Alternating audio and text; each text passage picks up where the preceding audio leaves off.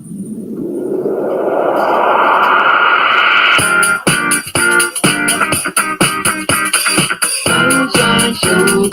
real nitty-gritty. Boots on the ground. It's the real nitty-gritty.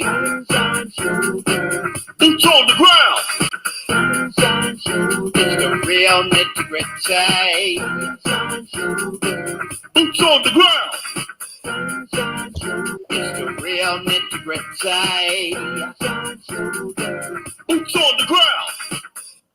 Good morning, good afternoon, good evening to everyone watching today from America, England, France, Australia, Guam. We've got a special panel today. We're going to discuss expats policing other expats in the Philippines. Is it even possible to do that? Is it necessary? But I always like to give a shout out first to the NTZ crew. I see Michael Beach of Life is on today. I see Jacob Timetail is on today. Thank y'all so much for what y'all do for the channel. I want to give a shout out to Anthony Edwards.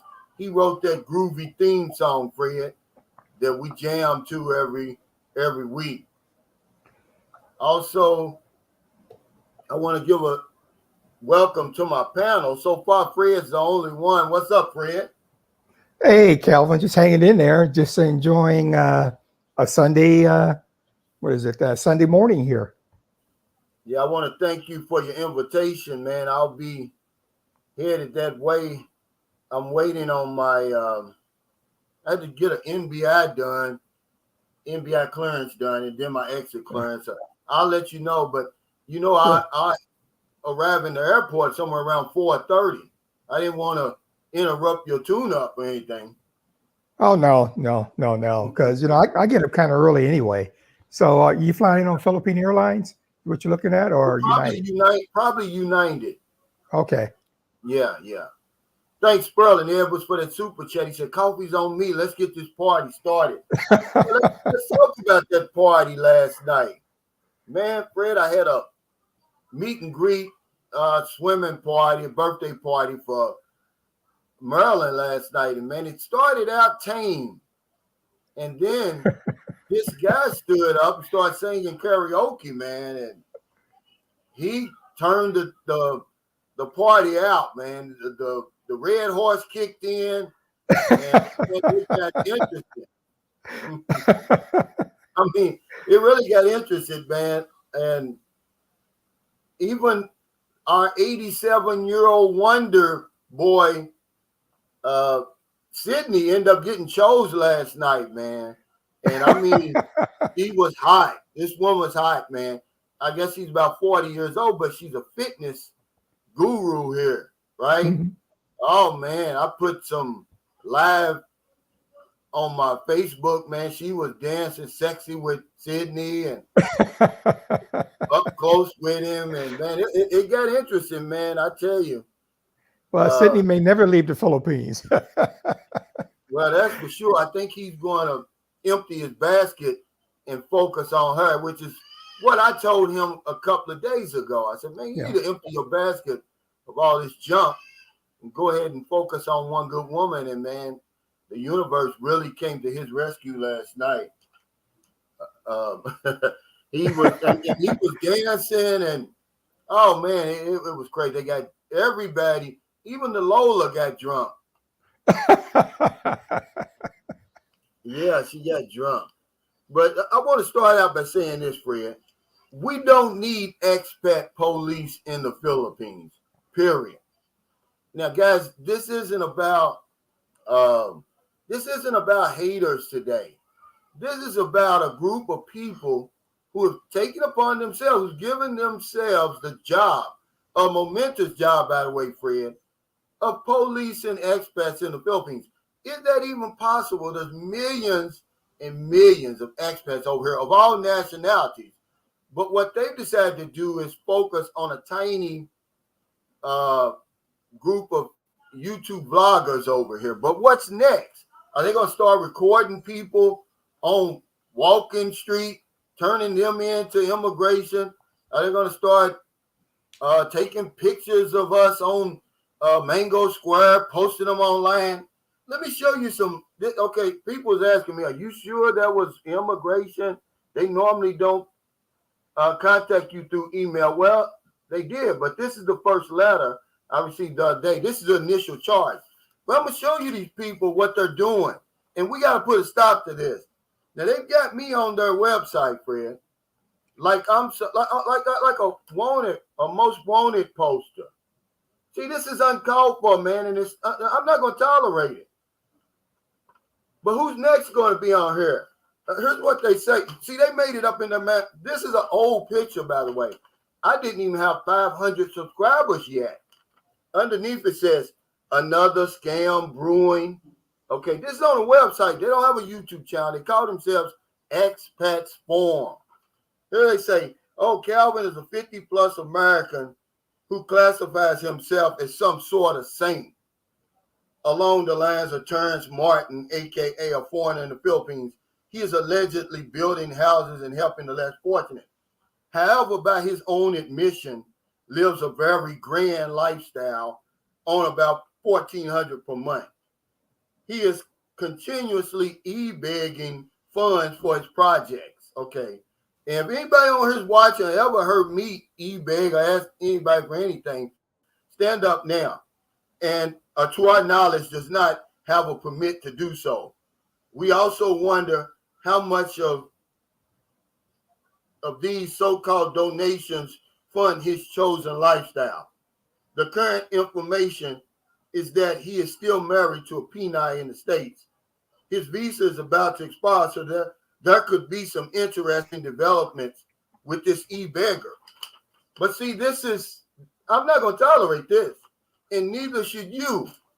These are clowns, man, who have decided that they're going to police us. Is it necessary, Fred? Let's hear something from you.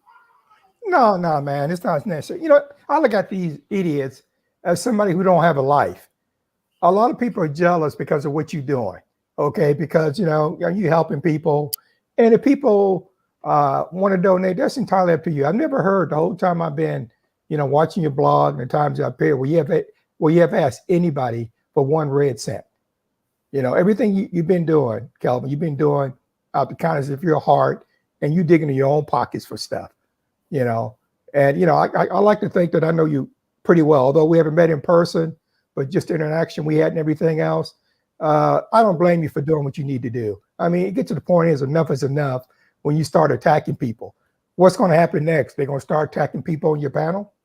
You know, people that want to show up? That's what I'm saying, Fred. That's my whole point.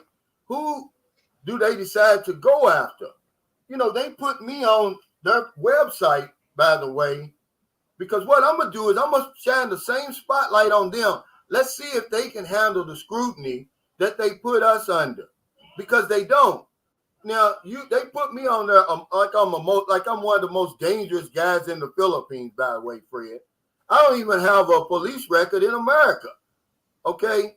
But they put it up there like that, you know, the big bad black man, beware, okay? Meanwhile, you got a whole school of pedophiles over here, and, you know, just all the riff-raff that goes on with foreigners in the Philippines. They decide to come after guys like me, but who's next? You know what I'm saying? Do you think they're targeting? Let's call them what they really are, guys. These are white white men expats foreign. Foreign, because they're not dealing with the Chinese expats over here, South Koreans, Japanese, because they know better. They'll get their ass cut in two, okay? But this isn't about haters and trolls and stuff like that. We're trying to say, look, guys, we don't need expat police over here. Leave us alone. Let us enjoy our time in paradise, just like they're enjoying their time. See? You understand? Well, I'm starting to wonder if they really enjoying themselves as much as they say they are. If they don't have nothing better to do than go after other YouTubers, you know, want to attack you and everything else. And I caught up being a coward. If they really got something to say, like you said before, you can meet up somewhere. Or if they want to come on this panel, be part of the panel, and want to talk about their biases and stuff, we can address it right here. You know, that's right. Yeah, see, they're setting a dangerous precedent that we have to stop it. We can't have people. Look, if I'm over here doing something wrong, Fred, the Philippine authorities are very capable of handling themselves. We don't need these people over dry snitching, because that's what they did when he wrote this ignorant letter to the Bureau of Investigation, okay, saying that I was exploiting Filipino women and the elderly and children over here. See, that's dry snitching, and we don't need that. So I'm officially going on record right now.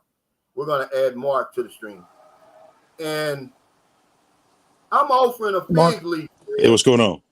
I'm offering a fig leaf because we want peace over here in paradise. Leave us alone and let us enjoy our time in the Philippines. We don't want to fight, but if you persist, we will fight you. See, when they started on me, right here, when they started on me, I had only about 500 subscribers. I had no resources. I had no support, but I do now. And if you persist, we'll fight you, okay? But I'm putting a fig leaf out there right now because I think it's unnecessary. We're all over here together. Listen, remember when the guy John, I hate to keep picking on him, but he's the perfect example. See how he went broke over here and we came to his aid, other expats? That's what we should be doing over here. Because guess what? At the end of the day, the Filipino, he wants to help you, but he can't. No one else can help you over here but us. So we need to stick together 8,000 miles away. I mean, we got guys in the shadows dry snitching, man. What do you think about that, Mark, man? You know, we don't need expat police over here, do we? No, I don't think we do, but I know that they're there. You know what I mean? Like you would think that, you know, a lot of people would, you know, spend a little bit more time, you know, minding their own business, you know, or at least uplifting each other when they do get involved with each other, as opposed to pointing out the flaws in other people. But, you know, I pretty much stayed to myself while I'm in the Philippines. You know. Me too. But see, Yeah. they're bringing it to us, Mark. We didn't ask for this. Yeah. Okay, you're gonna make a martyr out of me. When I started Sunshine Shows, I didn't want to become a martyr. Yeah. But who do they think they are? Who made them the arbiters? Y'all know what arbiter means. The ultimate authority on the expat community in the Philippines. These guys are arrogant, man. And we got to stand up to them, man. We need to shine the spotlight on them. See, they sit back. Nobody questions them because guys like Richard Burchett, he said, oh, ignore the haters, Calvin, man. It's not easy to do. And we can't do that. We can't continue to do that, Richard. I'm sorry. We got to, you know, when you shine the light, the cockroaches, they scatter. These guys are cowards, man. And they're, who's next? You're going to be on the Bohol Beach with your little honey, and you're going to be somebody secretly taking pictures of you, turning them into immigration. If they could do it to me, they can do it to anybody. They might see you with a woman that they have hots for. And now all of a sudden they want to get rid of you. So now they're going to turn your name in. Your Mark's over there doing this and doing that. Let me congratulate you right now, Mark, while I remember. This guy hasn't had a YouTube channel for less than a month, Fred. Already, he's well past 1,000 subscribers, well on his way to achieving the 4,000 watch time. I'm there. I got 4,500 viewing hours, but I'm so new, I don't even know how to ask to be monetized. I got 4,500 viewing hours, and I got 1,500 subscribers in 30 days. But I don't know what to do. I'm going to tell you. You've got to create an AdSense account. Okay. And once you do that, that's all you got to do. Then YouTube will click that in. So because AdSense they're going to have to finalize your numbers. I know what you're showing. Yeah. But, you know, remember, YouTube works on a 28-day rotating cycle. Yeah. Okay, and once they see that your numbers are holding steady, it'll kick in, and you'll start getting money for your ads. And So stuff. AdSense, is that part of YouTube, or is that an independent? Google AdSense. Let me Okay, type cool. it in. Yeah. But I said that not only that you are skyrocketing to success, because I encouraged you to start the channel, right? Yeah. When I was at your place about a That's month what I ago. was saying the other day. They're gonna come for you pretty soon, man. Trust me. Look, they didn't already came. I mean, What you but they mean? haven't. I'd have been called racist and all kind of Yeah. things because I Yeah. was talking about I need to lower my standards when I'm at the airport. Yeah, but here's the thing, though, Mark. They haven't made videos about you yet. Yeah. And all that stuff, and slander you and all of that. You see what I'm saying? Yeah. They haven't did that yet. Yeah. But it's coming. And that's why I have to stand up, because there's people coming after me. Right. Yeah, if you don't stand for yourself, who gonna stand? Yeah, here I am. I represent something a lot bigger than what people see. Okay, if I cower and run away, then what does that say? Okay, for the people coming behind me, we don't have a leg to stand on.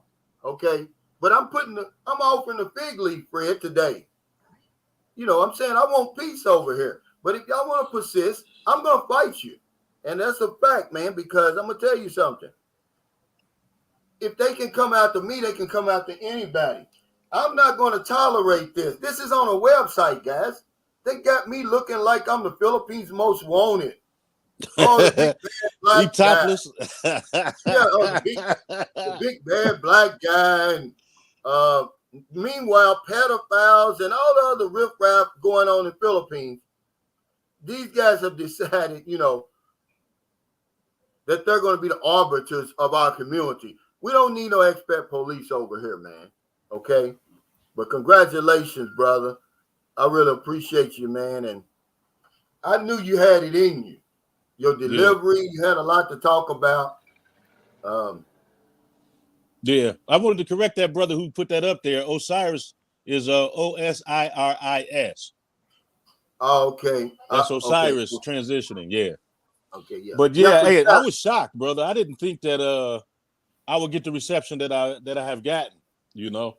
And you know, I find it therapeutic, you know what I mean, to just get up there and talk about how I'm feeling and, you know, how I see the way that I see the Philippines, you know, from my perspective, you know, what I'm trying to do. I never thought that other people would really gravitate towards it like that. Yeah, they will. And that's what I told you. I said, man, you got a lot of interesting, because we were just sitting around, me, you, and Mo, and we were talking, and on our way to the mountains, I just said, man, you need to start a YouTube channel. I said, because you talk about a lot of interesting things and from a different viewpoint. The stuff that I don't talk about, I don't even think to talk about. Hey, Jeffrey, thanks for that super chat. He said, you got the nail on the head, Fred. Calvin, I'll e-beg in reverse. Enjoy the gift. Hey, thanks, brother. You know, something I was saying, Calvin, remember I told the story when I was talking with my wife, and I was saying there's not enough black YouTubers out there. You know, I would love to see more, because I just wasn't seeing any, you know, if you know what I mean.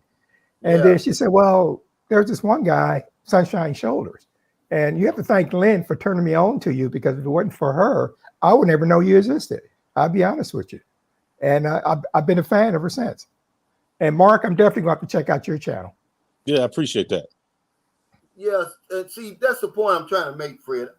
I don't like to bring race into the game because it's 2022, man. Come on, guys. But it hangs around. It won't go anywhere. But there's not many brown-faced guys over here, you know, with channels that are gaining traction. If they shut me down, which they must have seen something a long time ago, they said, we got to shut this guy down. You know, it's like, what does that say for everybody coming behind me, or even somebody who's not a YouTuber? Because when once they get tired of dealing with YouTubers, who's next? Is it the Johns they're going to start going after? Who are they going after next? We don't need the expat police over here. The Philippine authorities are capable of handling us over here if we get out of line. We don't need the dry snitching over here. Hey, Ed from Queens, thanks for that super chat.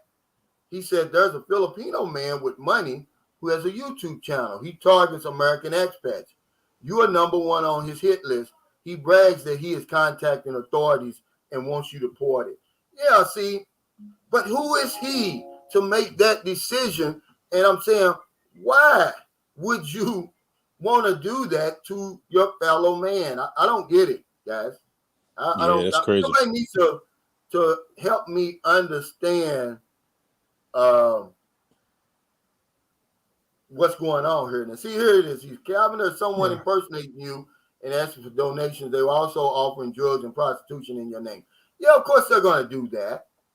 You know, but all they have to do is come to what Sunshine Shoulders is. They know, see, this is an old game that they're playing. They'll take your profile picture, Fred, and then go out there and pretend it's you. But anybody that's got half a sense knows that that's not me.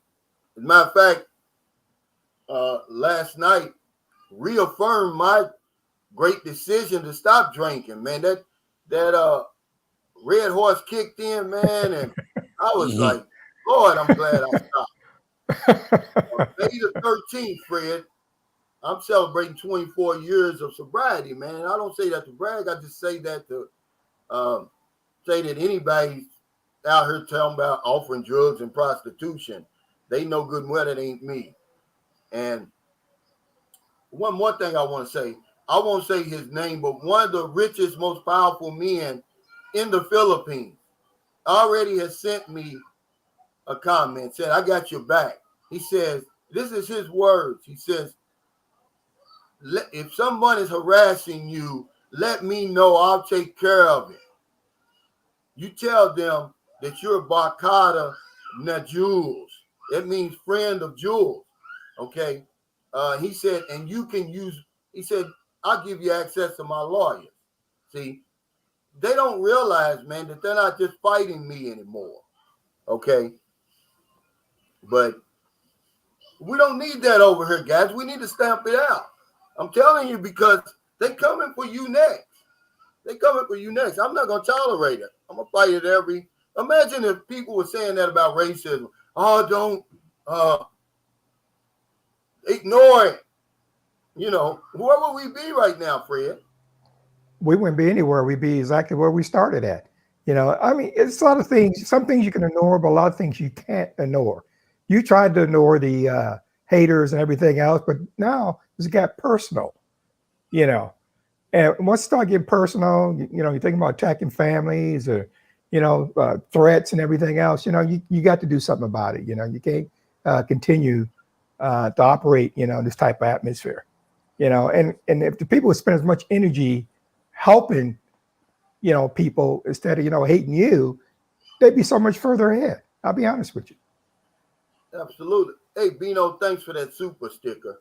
Here's Mo right here. He says, hey, Mark, hope you're well, bro. Oh, yeah, Mo. Hey, I just got back to the United States last night. So. Tell us a little bit about that, Mark. What are you having any type of, when you landed at the airport, did you get any? Yeah, look, yeah, it was crazy, man. I flew into Doha, Qatar. And, you know, I would like to say that them folks got a whole lot of money, man. Let me say that. Let me put that out to them. Hey, they got air money for real over there. But you know, it was strange, man, that like all the friendliness left in the Philippines. You know, by the time I got to Qatar and got on the flight to go to Chicago, I was on the flight with a bunch of older people, like senior citizens mostly. They probably like business people or whatever. They flying back and forth. And man, they were rude and hateful, man, and just, man, disrespectful to each other. It was like crazy. You know, and that was like my first real reinsertion into like the rat race, you know. Like, you know, people that want their bag next to this guy's bag in the container, you know. Oh, little old Arab ladies looking at me with hatred in their eyes. You know what I'm saying? They don't want to sit next to the Black American. You know, it was like just insane, man. Then I got to Chicago. See, I flew from North Carolina, and once I rebooked my flight, you know, I was looking for, you know, just a better deal all the way around. So I ended up flying into Chicago, not realizing, man, that it's absolutely freezing here, man. I ain't had no clothes. You know what I'm saying? You know, so it's been, you know, just to come back shock has been crazy, man. But I'm glad to be home, you know, to a degree. I mean, I ain't seen my kids and my dogs in a couple months. So that'll be nice. I'm actually going home on Tuesday. I'm at one of my buddy's house here in Rockford, Illinois right now. And just relaxing, man. Talk to my cousin Sal. And you know, he all excited about us coming in September. And, you know, that's about it, man. Just, you know, the one good thing that make everything all right is I already got my ticket to go back to the Philippines. So that made it a lot easier to swallow. I already know September 19th, I'm out. I can't make this stuff up, man. That party last night, the women made the party. I mean, you guys don't have no. I had two guys that they did it on their own. I didn't ask them. They documented this whole party. Wait till they give me the information and I share it with you guys, man. It got wild last night, man. I mean, they were backing it up, Fred. They were doing everything.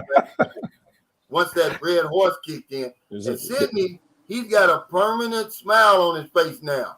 Yeah. Anybody's thinking about coming over here, man, if you tired of the bullshit over there and, you know, all the negativity and, you know, long faces, man, you come over here and like Mark said, no, that wasn't Mark. Somebody said when they saw Sydney dancing with that young lady, man, I mean, she was throwing it on him, Fred. They said, man, the Philippines will make you young again. You know, that's why I like it over here, man. They got a disposition over here. Calvin, what did I say in one of the older videos? And Mark, you're going to back me up on that. As soon as you got off the plane and got in the Philippines, how did you feel? Oh, me, I feel like I'm at home every time I get there. I want to kiss the ground. Yeah, and the thing is, you feel like you're younger. You feel like energy that rushes into your rejuvenation. System. Right, rejuvenation is what it is. And you know, every time I go there, man, that's the way I feel. I just feel like I'm home. You know, I mean, I lived in the Philippines for so long. You know, I'm on Guam. This is close I'm going to get right now. I still got to wait, you know, for Lynn to retire. But once she retires, I'm going to be spending most of my time over there. And Calvin, I'm definitely going to be knocking on your door. And Mark, man. I don't know where you're going to be, but I'm going to come down and see you too. Oh, yeah, I'm definitely going to be there. Oh, man.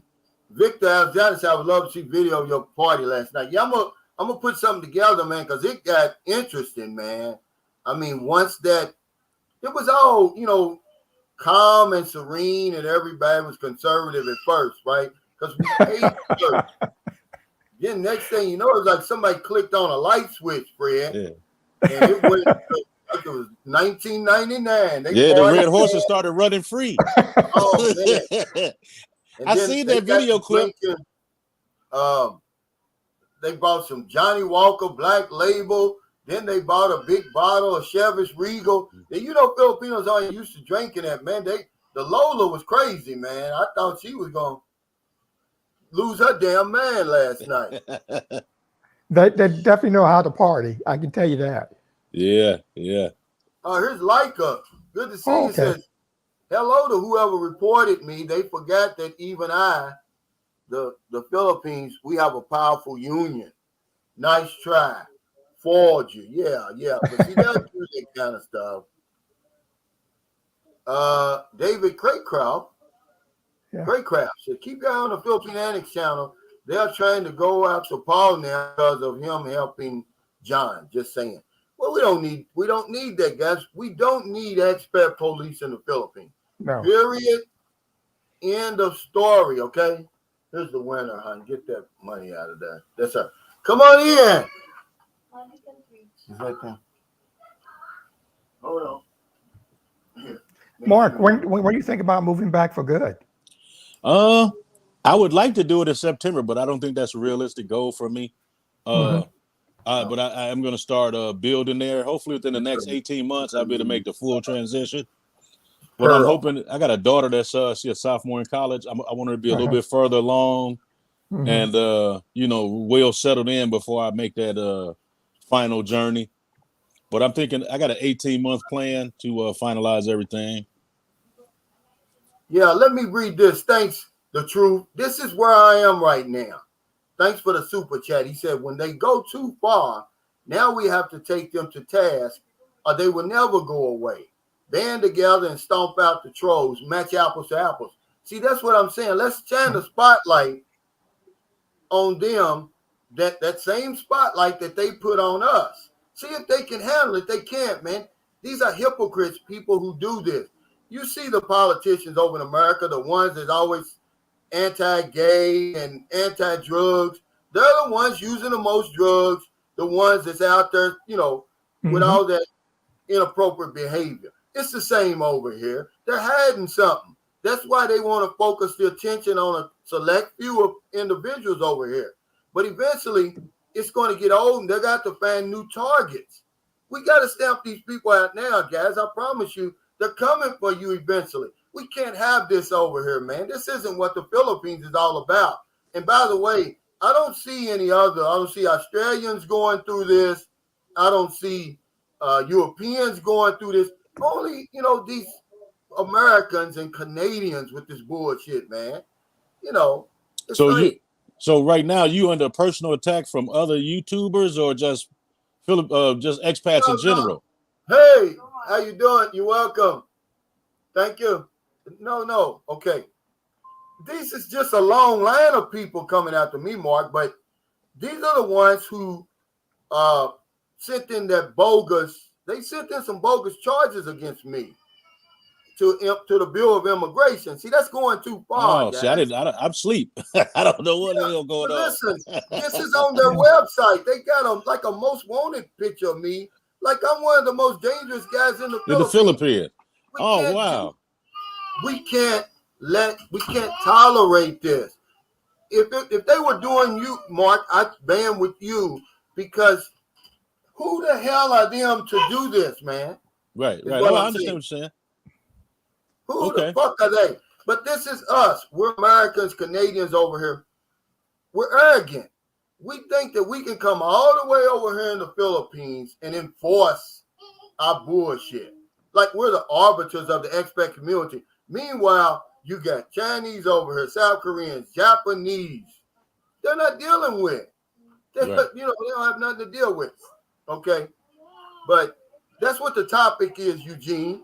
The topic is expats, policing expats in the Philippines. Is it even possible, Fred, with these millions and millions of expats over here of all nationalities? Is it even possible? Is it necessary? I say no. Okay? I say it's a bunch of racist, jealous individuals, stirring up trouble over here in paradise. We don't need that over here, man. Yeah. No, I'm sorry, Ken. It's not true. It's easy for you guys to say that you're not being attacked. I can only take so much. When immigration starts sending you mail, guys, over here for no reason other than some cocksuckers, some racist individuals bringing bogus charges against you, man. You got to say enough's enough, guys. Come on. Hey, Ennis Montgomery, thanks for that super chat. He said, Brother Mark, let's get lunch tomorrow. I'm in Rockford. Also, my treat. Okay, well, no promises, but I'm definitely in Rockford. You can send me an email if you like, trubro36@gmail.com. That's Trubro36. Shut this door.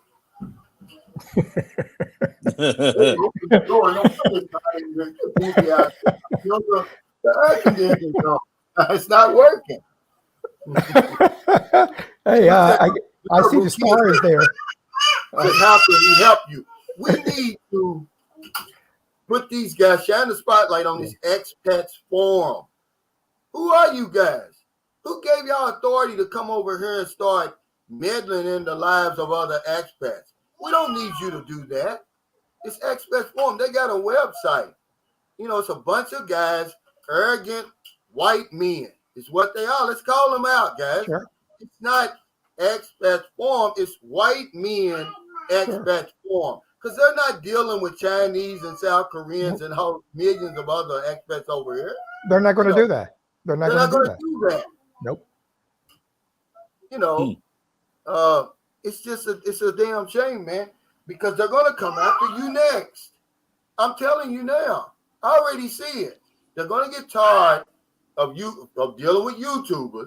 They're going to start going out on Walking Street in English City, Mango Square, and all the other places we hang out. They're going to start taking pictures and videos of you guys in action. We don't need that over here, man. Here's the part that's kind of interesting. I remember, I think you saw it because I brought it up about where they want to start charging YouTubers to video going down Walking Street. So what it's telling me is some of those haters, because the clubs are saying that, so some of these haters are hanging out in those areas there. They don't want to be video, them doing whatever it is that they're doing down there. Yeah. Me, if I'm walking down there, I can care less because I'm not doing nothing wrong. Right. You know? Absolutely. Let's see if they can handle the same scrutiny they put other people under, but they can't. That's why they hide back in the shadows. But this Expats Forum, see, we need to expose these people. Who are y'all? You go on their website and see who they are, ask questions, bombard them. Let's bring them out into the light. And all these other people, you know, quit clicking on the bullshit, man. They don't have any information on these popular vloggers, man.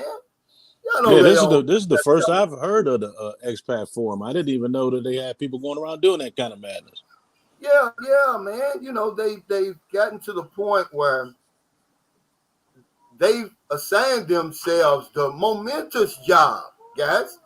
This is a momentous job. You think you can police millions of expats over here at any what they're trying to time. do, Calvin, is bring the same crap that's going on in the States, and now they want to bring it to the Philippines and bring that stuff. A lot of us left the States for that very same reason. You got tired of the BS. Okay. Right. You want to go someplace where you can be who you want to be, you can live your life the way you want to live it, and you have to put up with all these idiots, you know, that you have to put up in the States. Now they decide they want to come to the Philippines and do the same thing there. You know, and Calvin, you're right. We can't let him win. We can't let him win. He said, so you don't know who it is at this point. I know who it is. It's right here. They signed their name. Expats Forum right here. This is the letter that they sent to the Bureau of Immigration. Now, what they're trying to say is, go on our website for more information. Well, it's bogus. They called me a preacher. That I'm supposed to be some kind of saint. You know. I don't know, Calvin. Ever since I've been coming on, I haven't seen you pass the collection plate yet. Yeah, that's what I'm saying. Oh, man. Hey, that's Texas Zoe. Do we need expat police in the Philippines, man? I know you're not gonna sugarcoat it. Hell no. Fuck no, bro. Hell no. We're not gonna put up with that bullshit, man. Yeah. But you know, the one thing that I will say is I'm very happy I'm not over there in that area in Dumaguete, man, because I already know what I'm finna get into. Believe that. Believe that. Here's guys right here that don't know what they're talking about. They're practicing law. They're practicing law. This guy right here, this Rick Shoot, he's practicing law. He's practicing law without a license. He said the PH government is actually pursuing YouTube bloggers who are earning revenue in PH and who are not paying income tax. Well, taxation without representation, Rick Shoot, there's something like that. Check on the reciprocity treaty that the Philippines has with the United States, and also check your sources. The Filipino IRS came out and the Bureau of Immigration early on, and they said, we're not going to come after you YouTubers, you know, the regular YouTubers. I'm not an influencer. I'm not selling anything. So you need to check your sources. See, this is the type of bad information that people like you and yours continue to put out there.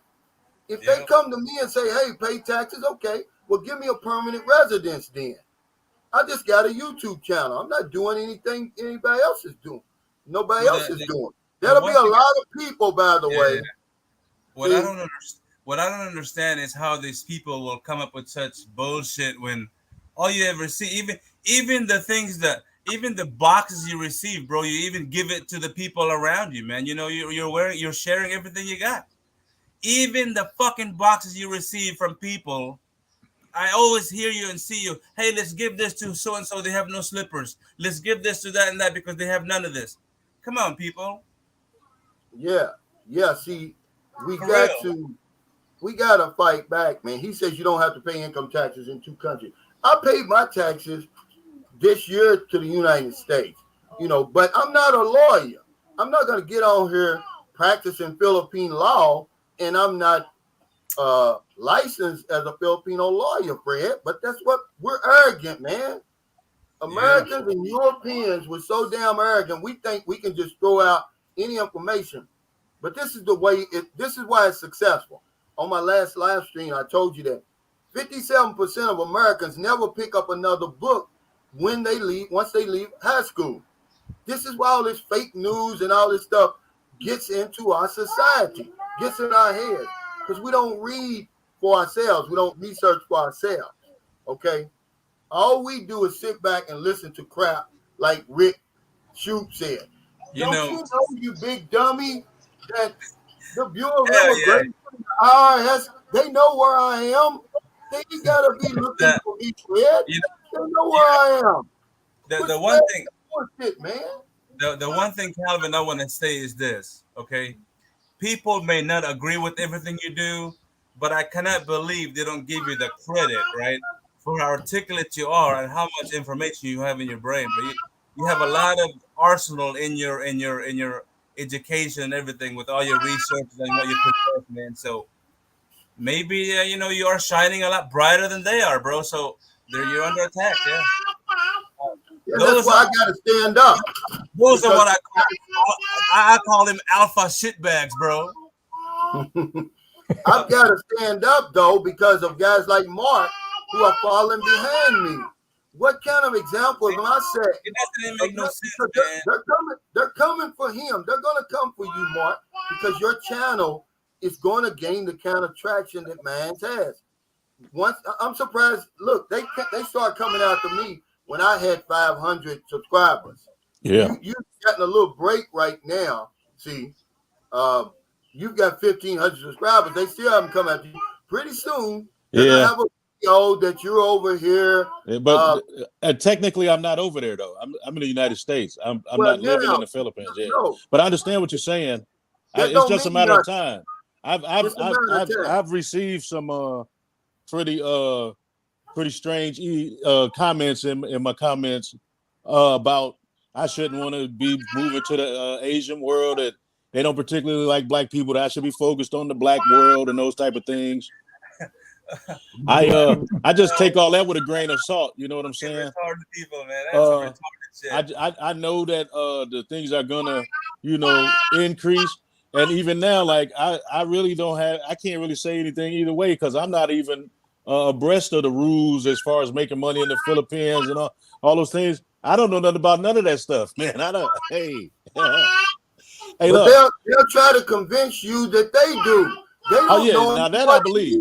Mark. Yeah. Okay. This TJ said, "Hey, at Sunshine Shoulders, ask Bobby if he's trying to man the grill for 4th of July weekend, trying to get him and Smokey out to Samal while you're in town." Yeah. See, he just want to put me and Merlin up in a condominium on Samal Island for a couple of nights. He said, "I want to show you how I'm living over there." So we'll be in your area, Bobby. Get the grill. That's cool. Up. And I will tell you that I think Iskandari will get involved in the whole thing, and he claims that he can, smoke some better ribs. I'm gonna have to pass down and give it to him, and he can be responsible for that. But we're all gonna enjoy it, yeah. He texted me personally, man. I'm gonna show you how to barbecue. I said, okay. Yeah. Here's David Irwin says, "Hey Calvin, David from General Trash, keep spreading the truth. Americans are so skewed. In views. Trolls are part of success. They want yours at your sweat. Absolutely, and that's all they're doing. Why don't they just? How easy? I was telling Franz this the other night because he's so angry now because one of the trolls made a video about me, and they edited and they from some other blogger's video, and they got him in it.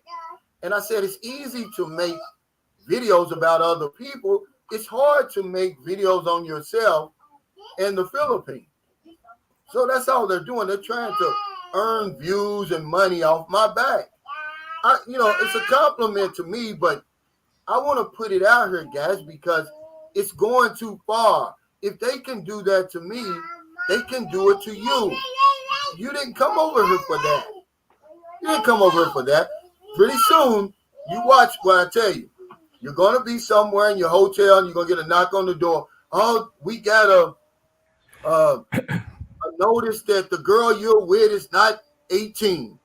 They're going to start doing stuff like that, man. It's called harassment. We got to stop it. Okay? David Masterson, thanks for that super chat. He said, it amazes me how some expats come all the way to Philippines to be so jealous of your Filipino girlfriend or wife. It's crazy. Yeah, in your life, which, by the way, there's thousands of us, and Fred can attest to this. Mark can attest to this. Texas can. That's why I brought them on. I'm not the only one living my best life over here, man. There's literally thousands of us that are doing. You just in the forefront, though. People see in your life. And you attracting a lot of heat as a result of the life. But what's so nice about it, Calvin? You showing, and Texas is showing what life can be like living there in the Philippines. What type of lifestyle you can have. And a lot of people are jealous of that. How many people, guys, own their own homes and stuff? How many people still in the rat race and all that? When I got out the military, I was back in the States for a few years. And my intention was never to stay there in the first place. I was going to the Philippines, and of course, Mount Pinatubo happened, so they put a dent in my plans. But I know I wasn't going to stay in the States, so I moved out here to Guam. I've been out here, almost 30 years, and I love it, but the Philippines is real close. We go there quite a bit before the pandemic started. And like I said earlier, don't think hold me back right now. I'm just waiting for my wife to retire. She's got a couple more years. That's probably going to be it for us here. That's part of your plan. That's right. Yeah. See, I asked John, as popular as John was, rest in peace, people was trying to get him to start a YouTube channel. He said no, because he can't take the scrutiny. And had I known before I started, I never would have started my channel. But that's why I believe that's the same reason Texas Tazoi. See, Texas Tazoi could have a popular a popular YouTube, but I'm pretty sure they would come after you probably worse than they come after me. Because they come after him already, and he doesn't even have a channel. It is what it is, bro. But we're over here, man. We're living it up and everything, and you just, I just stay as low profile as I can, and it is what it is, man. And you are in the limelight, Calvin, so you're a bigger target for sure. Oh yeah. Yeah, but I can handle it, and I've got a responsibility. Yeah, I commend you for that. I'm not sure I could do that, bro. Man, me. I don't think I could handle it. Yeah, I've got to stand up, man, because if I don't, like you said, I'm right there at the top. If they knock me down, then guess what? That's gonna scare everybody else from trying to share their knowledge and experience about the Philippines, because we all got a story, man. But I will tell you that for all of those that are considering coming here, these shitbags that I do call shitbags you're looking at about a 3%. So there's still a lot of good people here as far as other expats. So it's pretty good. So yeah, don't be afraid to come over here and think that this is somewhat widespread or whatever. It's that little pocket there, somewhere in that area in Dumaguete. It's where it's at. It seems to be This guy what it is, Calvin. They don't they don't like to see anybody get ahead. Like you said, you started out with 500 viewers. You got way more. They were already afraid of you from the very beginning. They say this guy's got something. He's going to explode out here, and now you've exploded, and they can't handle it. Yeah, they can't handle it. But here's what David Vargas is saying, and I got to disagree with him. He says, Calvin, keep saying we to the panel. Get these guys to agree to be a united expat brotherhood to help one another. But see, this is another unspoken agreement. Most of us do that. right. I mean, this last week has been probably one of the best weeks I've had because I've been surrounded by 4, 5, 6 expats. Man, we've had a great time. Yeah. There's an unspoken agreement there that, hey, if something goes wrong, man, we're going to help you. These is guys that are sitting back in the shadow who have given themselves authority, by the way. How arrogant is that? To come over here on foreign land and police your actions. We Yeah. It's can't insane. tolerate it, guys. We can't do it. So they probably got their authority from the Cracker Jack box, right? You remember Hey. Cracker Jacks? Yeah. These are worse than rental cops, man. Yeah. These are worse than rental cops. These guys, man, are putting up, you know, who are you to put a most wanted post of me on your website? Yeah, you know, a couple years ago, all this riff raff and stuff going on in the Philippines, and you're gonna focus your time and energy on people like me. Come on, yeah, man. you know, before the whole pandemic, I would have Shine never the spotlight on you guys and find out who you are and why you're such saints over here. The guy, listen to what this guy wrote. This is how these people are ignorant, man, to write this. Here's what he said. Meanwhile, he's not helping anybody. He says the reason he wrote the letter. True Listen that. to this. He says, I feel compelled to write these few lines for my love of the Philippines and the Filipinos cannot be measured. Come on, man. Oh, You're what not a joke. helping nobody. You're not helping nobody. Yeah. So his intention was to care for the locals, but then we want to remove the person that actually gives to the locals. Absolutely. It's retarded, bro. It's absolutely. It doesn't make sense. If anybody believes that crap, they That's drinking the too much stupid ass right Kool-Aid. there, Is the way I look at it. See, I can't. One of them Kool-Aid drinkers. Fred, I can't use them expensive words that y'all use. I just describe these folks as some stupid ass people, is what I'm saying, bro. Thanks for that super chat. It makes no sense. You are a mentor and shield for many of us, Calvin. Keep shining the light for us to follow. Yeah, thank you, man. You know, I stand for something that's a lot bigger than what they're seeing, and I've got to stand up, man. I'm standing up for everybody, really. I didn't ask for this, Fred. I didn't want to be a martyr. They're making a martyr out of me. I don't want that. I just want to come over here, live my best life, however many years I got left, in peace and be left alone.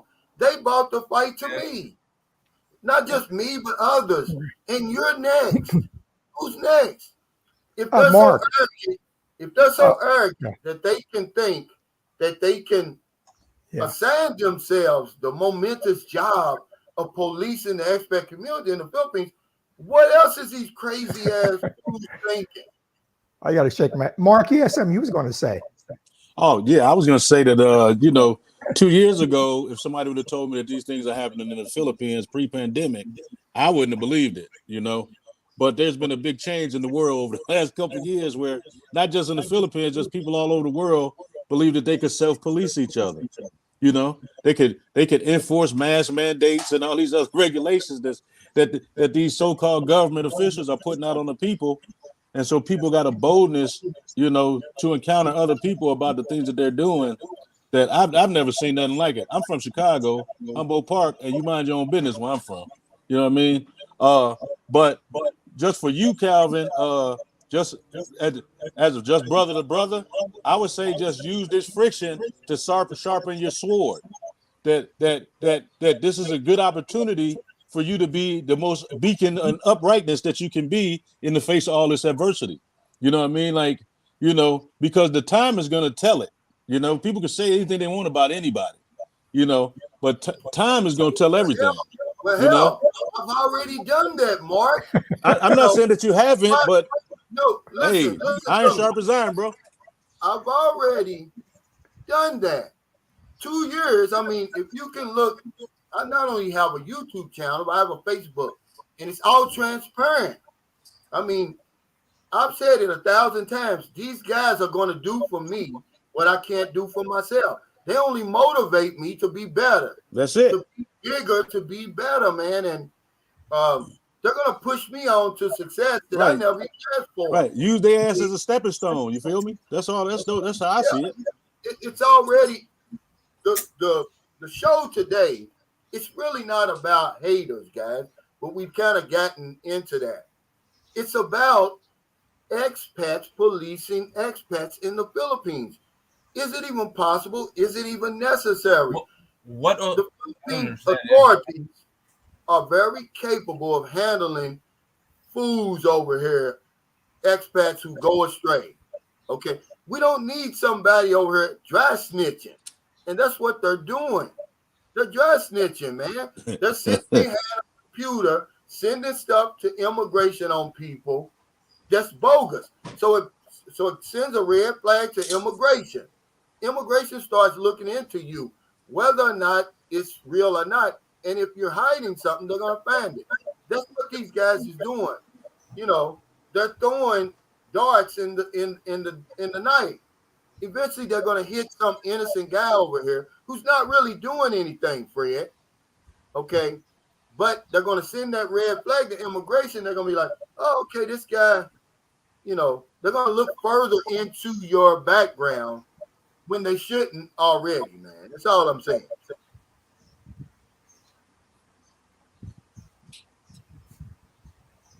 So we don't need expert police in the Philippines.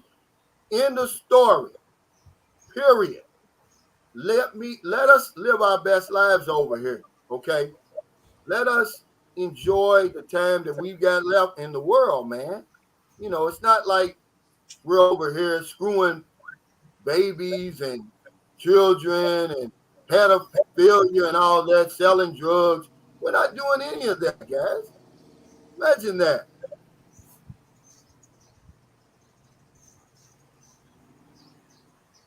Lance Johnson said, Calvin, the organization is a fraud based on a review today. Explain yourself. Yeah, I don't know what the hell that is. I didn't even know you had an organization. Stumbling blocks and the stepping stones and keep it moving. That's all. Do what you got to do to protect you and yours. I have been, and thank you for that. And it's just like I told Mark, I'm not stupid, guys, but I know that the Filipino, if he was upset with me, if I was doing something wrong, they'd have kicked me out a long time ago. Yeah. I'm not worried about that. What I'm worried about is the dangerous precedent that these arrogant white men, these aren't black men doing this. These aren't Asians doing this. These aren't Indians. They're white Europeans, man, who are so arrogant that they've decided, okay, we're going to police the expat community, the Western expat community. They're going to skip over, Fred, the millions of Chinese, South Korean, Japanese. Taiwanese, everybody, yeah. They'll cut them in half over here. Yeah. So you got a group of white men sitting over here, arrogant white men who think that they can control somebody's actions over here. I got news for you. Those days are long gone, man. You better join the party, okay? That stuff's long gone, man. You're not going to run me from the Philippines. I mean, you know, if it gives y'all something to do, go ahead. He said, Kenneth says, ridiculous, bro. Immigration needs to shut them down, Cal. Well, how can you when you got a coward who, guess what his name is, Mark? Charlie Chow Mein. Charlie. A pseudonym, You know, that's a coward, man. But see, the Philippines are so innocent, they never picked up on that. Yeah. Who the fuck is Charlie Chow Mein, motherfucker? Charlie Chow Mein. Wow. Yo, man. Yeah. These are games they playing, but what's next, guys? Are they going to start filming y'all on Walking Street, Fred? Yeah. You can't go to Walking Street anymore. Yeah, and the way they edited the clips, I seen that clip you was talking about with your man's. I guess Fonz, his name is. Yeah. And he asked him, was he having a good time? They was almost kind of setting him up. The video was like I don't know, it was strange. No, what they did was, that was Alex. He was a legitimate vlogger from Canada. Okay. What that faggot did was he took and edited Alex's video and made it look like Franz was saying something else. See, that's what I'm saying. Franz is an innocent bystander. Now they're going after Franz. Wow. See, you guys have to understand, man. These guys are overstepping their boundaries, and you're helping them every time you click on the bullshit, man. This man, Franz, comes from New York. He's retired early. Okay, he did his time. He's coming over here to have a good time. Why does he have to end up on a video like that being trolled? He's just a regular guy. See, wow. But y'all don't understand, man. I'm way ahead of y'all in this. I'm telling y'all that it's getting ready to get ugly. It's already ugly. Perhaps overstepping their boundaries. We got to shut these people down. Perhaps these shitbags should get a hobby like these right here. Go fly some planes or some shit. Keep yourself occupied. Golly, man, that's crazy, bro. But see, Franz is not Mark. Franz is he's not a YouTuber. Right. He's just a regular Just a guy dude. over here, expat, over here enjoying his life. But these cocksuckers put him under the spotlight like that. Now we're gonna put y'all under the spotlight. I promise. As long as I'm over in the Philippines, I'm gonna fight you back because y'all going too far, man. We're gonna expose you. I'm gonna find out who you are because I got people over here that can help me. We're gonna shut you down. You want to scrutinize us? We're gonna scrutinize you. Come out from under there. This expat form, bunch of pedophiles probably got. Now if they see you walking with a young girl, they want to know. Oh, how old is she? Fuck that, man. We ain't got to put up with that. I'm with you, bro. Hey, and you know what's crazy? These are the same motherfuckers that probably can't even hold it down in the crib, bro, because they don't even got no wives, man. They don't have families like me and you here, bro. Shit. We don't know what the deal is, though. That's crazy. You gotta ask them why they're doing it. I got kids here, man. Yeah, but what we're saying is we don't know why they're doing it, Texas. You gotta ask them. But what we're saying is we're not gonna put up with it anymore. Well, how can you ask when this motherfucking bitch doesn't even show their face, man? Shit. Yeah, that's what I'm saying. Okay, where I come from, you have the right to face your accuser, right, Mark? You know a little bit about that. Yeah, that's true. So if I'm over here, see, a guy said something last night at the party. He said, Calvin, they just trying to put that little seed of doubt in people's minds about you. He said, immigration, the Filipino people, expats, see, but I'm saying, okay, well, let me refute that. Okay, by my actions, by my record. See, that's what you were talking about earlier, Mark. I've already done it from day one all the way to now, and it's all documented. It's all transparent. The reason why the Philippine government and officials can never go and approach you or any kind of a negative way, bro, they can see how much you've given. All you ever do is been giving things away, bro. That's all I've ever seen is you've always just shared everything you've had, man. I don't understand it's like. There's no concrete evidence of anything. It is just the way it is, yeah. Well, they're never going to have any concrete evidence. That's what this is about. They threw it out because he never came forward with any proof. And they never will. They never will. There never will be any proof that I'm exploiting anybody, let alone Filipino people.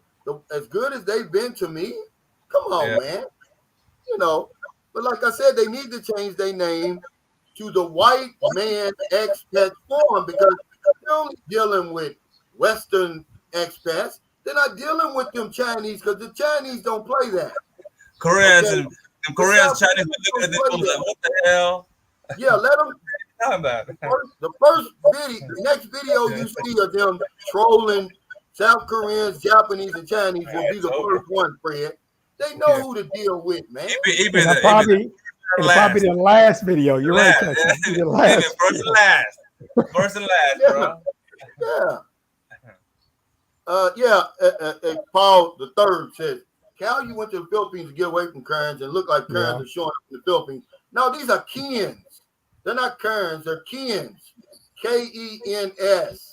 You know, like Barbie and Ken. Yeah. But you know, actually, what they started doing is they started calling them male Karens now. So they say male Karens instead of Ken. Oh, the MKs, the MKs, yeah. Yeah, they just say male Karens. God You damn know, it, Fred. Jim Damn G it, said Fred. accusations without proof is just a big fart that lingers for a second or two but goes away with the wind. No, Franz is still upset about them putting him on that video. He's a regular guy, man. He didn't come over here for that. They're doing all of my subscribers like that. They're targeting regular people over here. We can't tolerate that, guy. We can't tolerate that. Well, Calvin, just like I said earlier, you know, we all here we're talking. They're probably watching your channel right now. You know, looking for something else they may try to use. Yeah. Wow. Yeah, it's crazy. Yeah, it's just, who raise your hand if you came over here to put up with stuff like that? All of you guys have you know, some type of life in the Philippines. Who came over here for that? Who thought that when they came over here they wouldn't have to deal with that stuff? Not me. No. And I certainly don't deal with it. I don't deal with it, bro. Well, see, Jim, you don't know what you're talking about. We're not talking about the raw facts. We're talking about Expats Forum. It's run by a white guy, man. If you don't know what you're talking about, get off my channel, because all you got to do is go on there. They got their pictures. 3 or 4 white men. I mean, what are they? I'm not generalizing anything. I'm not bashing white people. I'm saying I'm giving you facts of who's behind that Expats Forum. There's white men behind that, okay? Thank you. This guy right here, if you go and look at his video, his email, he's a white man, okay? So don't come on here with all that. I'm not generalizing anyway. 3/4 of my subscribers and followers and supporters are white. I'm not into this race stuff. They bought it to me, clown. He's nothing but a troll. Get rid of him, man. White people. The majority of my supporters and followers are white. What would I want to do that for? That's real. They're going after white people too, by the way. Okay? Yeah. We're not playing the race card, stupid. You know, actually, it's you know, one of the YouTubers I was watching. He actually has he does YouTube down in Angeles, and he's a white person. They even went after him. You know. So what you said, Calvin, you're absolutely correct. Yeah. The point is, nobody, I don't care what color, what nationality you are, comes to the Philippines to be policed by a bunch of racist white men, because that's what they are. That's what this place is. They don't have a YouTube channel. They got a website. Sure. They're not stupid enough to have a YouTube channel. But I'm exposing them and letting you know there's a channel, there's a website called Expats Forum. They got a list of people up there. They put me up there. They got a most wanted poster of me up there, guys. Y'all should be mad about this because your picture could be next on there. This is what this live stream is about today. It's not about haters. It's about people overstepping their bounds over here. Okay? Franz is a regular guy. He didn't come here for that. We were at Ayala Mall. He's being interviewed by a legitimate blogger from Canada. And, this other channel, I'm not even going to say his name. Y'all know who he is. He went through that man's legitimate blog, took out some stuff, and edited it to make it look like I'm bringing guys over here for the sole purpose of having sex with women. See, when you do that kind of stuff, man, you can't do it, man. We can't tolerate that. So we don't need expat police in the Philippines. I'm grown enough to police myself. Philippines can, the Philippine authorities are very capable of handling any expat over here who gets out of bounds. We don't need these guys over here dry snitching. Who wants to be over here looking over their shoulder? Because pretty soon that's what you're going to be doing, whether you realize it or not. Yeah. Well, I'm a fat cat, and these motherfuckers are like ticks, bro. I'm gonna shake them like this. Look up. Fucking He ticks. said, Calvin, I saw the website. Blood-sucking fucks. Anybody that's got a computer or phone can go on there and see it. Who are these guys and who they think they are? But if you keep going, oh, just ignore them, they just going to keep on growing. Now, when I see roaches in my house, I kill them. When I see rats, I kill them. Yeah. Okay. I'm not going to let the rats fester in my house. And next thing you know, it's so many there that I got to move out of my house. You know. Yeah, this is perfect right here. Listen to this. David Irvin says, in the guise of self-righteousness, they practice causing racism to harm popular bloggers and overlooking their comments. But what I like about this, in the guise of self-righteousness, they're trying to save the Philippines from expats. The Philippines don't need you for that, by the way.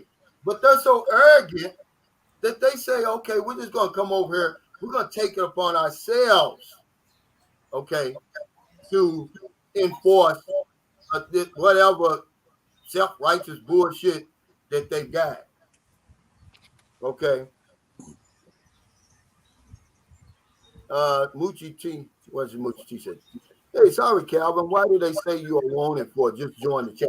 No, they're saying, okay, here's exactly what they're saying. I'm going to read it again. Go on the website. You can see it, guys. And, let them know what you think about this. It says, Calvin is a 50-plus American who classes himself as some sort of saint. Listen to these words. What? Along the lines of Terrence Martin, a.k.a. a foreigner in the Philippines, is allegedly building houses and helping the less fortunate. However, by his own admission, lives a very grand lifestyle on about $1,400 US per month. He is currently e-begging for funds for his project, and to our knowledge, does not have a permit to do so. We also wonder how much of these so-called donations fund his chosen lifestyle. The current information is that he is still married to a P9 in the States. His visa is about to expire, so there could be some interesting developments with this e-beggar. We can't tolerate this. We can't tolerate that. What I got out of that was this extravagant lifestyle. But you don't even have a car, Calvin. You can't even have a car. You don't have a car. I mean, what? Yeah. What? You don't even drive here, bro. How extravagant could be your life? It's so dumb. That's the stupidest I ever heard of, bro. Like, that's wow. Because see, this is guys like him. This guy right here, he doesn't get it. He doesn't get it. Okay, he says, bro, if you were clean, then why the hell are you defending yourself? Let it all go. Yes, it's easy for you to say, okay, listen, we have the right to privacy in the United States, right? And people say, oh, if you ain't doing anything wrong, why are you worried about the government watching you? Okay, because they know the government, Edward Snowden told the world, the governments are watching us, right? And they say, oh, if you're not doing anything wrong, okay, then, if you don't think privacy is so important, why do you have a lock on your bedroom door? Why do you have a lock on your bathroom door? Just leave it open and let everybody see what's going on if privacy is not important to you. See? And Anthony Lane, until you've been through this, I'm trying to let you know that they're coming after you. They just went after Franz. He's a regular guy like you. Okay, so here we go. I'm not defending myself. I'm defending my right to be here. Okay. So here we go, Calvin. Kenneth gave you $100. YouTube takes almost half of that, and you're gonna give away the other half. I mean, that's crazy. Yeah, right. But see, how are you extravagantly living? But thanks, Kim, for that super chat. He said, keep the fight up, Cal. That's the truth. That's the truth. I will. But here's the thing. I never discourage anyone from supporting my channel, okay? Yeah. First of all, YouTube created this. I did. And whatever they get, they get. But I've got to keep up the fight, because if I don't, pretty soon everybody's going to come over here looking over their shoulders, peeking around corners. We have a right to be here, guys. That's all I'm saying. And that's what I'm fighting for, Anthony. Yeah. Stop the race card. It's not about the race card, dude. I'm over here enjoying my life, Mark. You seen me. You've actually come to my house, ate at my table. I'm just a regular guy, right? Yeah, except you get a lot more exposure than the average. That's the thing. It's like you put yourself in eyeshot. It's almost we make ourselves targets when we step out into the YouTube light. Like when you first started doing videos, you had these rules, and one of them was to keep a low profile. 90%, 99% of the people ain't gonna have these type problems if they follow those rules. You are an exception to the rule because you're trying to light a path for other people, which bringing a lot more light and heat to you, man. But you're missing the point, Mark. I get the point. I get the point. I understand that, Mark. You've been there, Mark. You've been there, Mark. You've been to his house. Is there a Bentley parked in front of his house? How is he being accused of living savagely? I mean, hey, look, I don't want to turn into the devil's advocate, but I can answer that question how people may think that. Yeah. But I don't think this is the form for that. Crazy, bro. Listen, Mark, I think you're missing the point. I know all of that you're talking about, but I have a right to be here, and I do keep a low profile. If I go places, people only know me in San Carlos City. They don't know me in Manila. Okay? There's expats. Let me answer your question real quick. There's expats right here in San Carlos City who don't know me. You know why? Because I keep a low profile. When I went to that wedding almost a month ago, they couldn't believe, Fred, I had been here 3 years. Because I keep a low profile. I'm not going to tell you not to keep a low profile and you don't. This is 70% of my viewers are from the West. See, I don't have a problem with Filipinos, Mark. I know that. When I say keep a low profile, I'm talking about for the Filipino people. I don't have a problem with them, brother. Yeah, I understand all of that, bro. I'm talking about, but it's not the average people that you having a problem with. You having a problem with these virtual people, the people that interact with you on this platform. But see, you're missing the point, though. He's being accused of, he's living lavishly. Well, you've been there. You can clearly see that he's not absolutely living. There's more people living. Hey, look. There's very few people that can have a house built from the ground anywhere in the world, bro. Pay cash. Okay. You know what I'm saying? So you gotta, some people's minds are smaller than ours, man. Let me tell you something, Mark. See, I'm here fighting for you because if you keep your YouTube channel, they're gonna come after you, and then you're gonna be on here doing the same thing, bro. Don't drag me. Don't make me the bad guy, bro. You're not the bad guy. Yeah, you know what I mean? I'm not the bad guy. I'm not the bad guy. I'm just telling you that you're missing the point. I don't know if I'm missing the point. All right, let's move on. We don't need police over here, period. I have a right to be here, no matter. I have a right to. It's not against the law to have a YouTube channel, by the way. Oh, no doubt. Okay, that's all I'm saying. We're saying that people like Franz, who doesn't have a YouTube channel, who keeps a low profile, who does all the right things, he's being attacked now. Okay, and what's going to happen is when the shoe's on the other foot, which is going to be very shortly, then you'll understand what I'm talking about. I understand now. I'm not blinded by what I see happening. Who's next? What's next? See, this is all I'm saying. Yeah, but look, these guys, they missing the point altogether right here. He said, I think he should not give them a platform. I'm not giving them a platform, guys. It's not happening to you, but it could easily happen to you. Okay?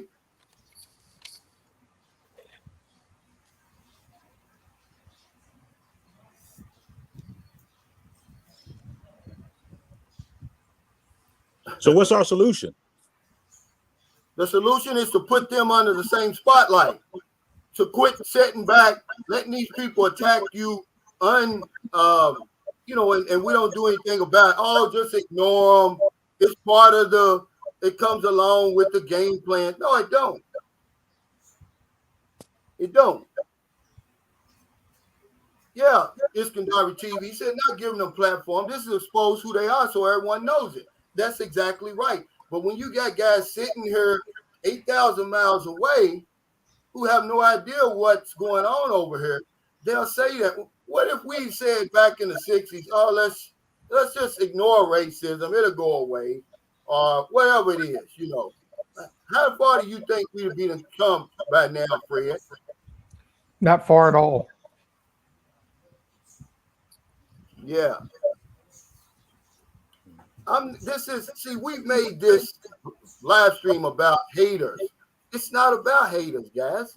It's not about trolls. We're talking about expats policing expats in the Philippines. Is it even possible? Is it even necessary for that kind of stuff to go on? There's people over here dry snitching.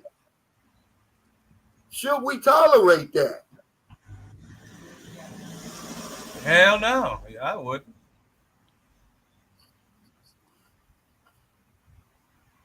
You know, but I mean, it's easy for y'all to say that. I'm bringing it out. I wear my heart on my sleeve. I want to let you know what's going on. I'm not going to hide it. Secrets kill people like me. He says you can't attack ghosts. But they're not ghosts. They got websites. They're contacting immigration, dude. They're trolling my friend who came over here, who, by the way, was on a other website, other YouTube channel, not even mine. He's just a regular guy. Yeah, he said, first they come for me. Who's next? What am I supposed to do, guys? Just let them continue to do this to us? Somebody's got to fight them. Because y'all certainly not going to do it. That's why I'm standing up. Because you guys are not going to fight them. Y'all going to step back. It's like any other movement. Somebody's got to step up and move to the front. And that's what I'm doing. And one day you're going to thank me for it. But it ain't going to be today.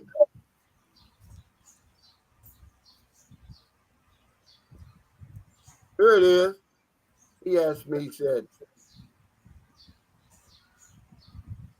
I'm just saying, let's put these guys under the same scrutiny that they're putting us under. How difficult is that? Yeah, see, here's the thing, and Mo knows I love him. He hits on the note they wouldn't get away with it in their own country, so they come over here to do it.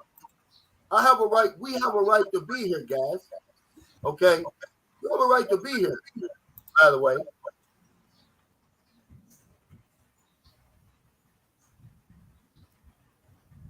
Dan Stevenson says, when they can't control you, they attempt to try and get others to not like you. Absolutely. Yeah, I'm with you on this fight. Thanks, Haitian government, because I'm not going to sit back. Y'all can.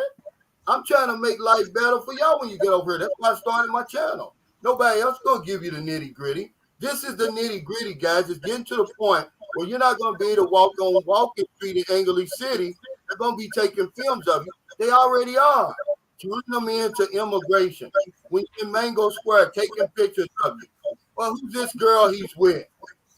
How old is she? We shouldn't have to put up with that.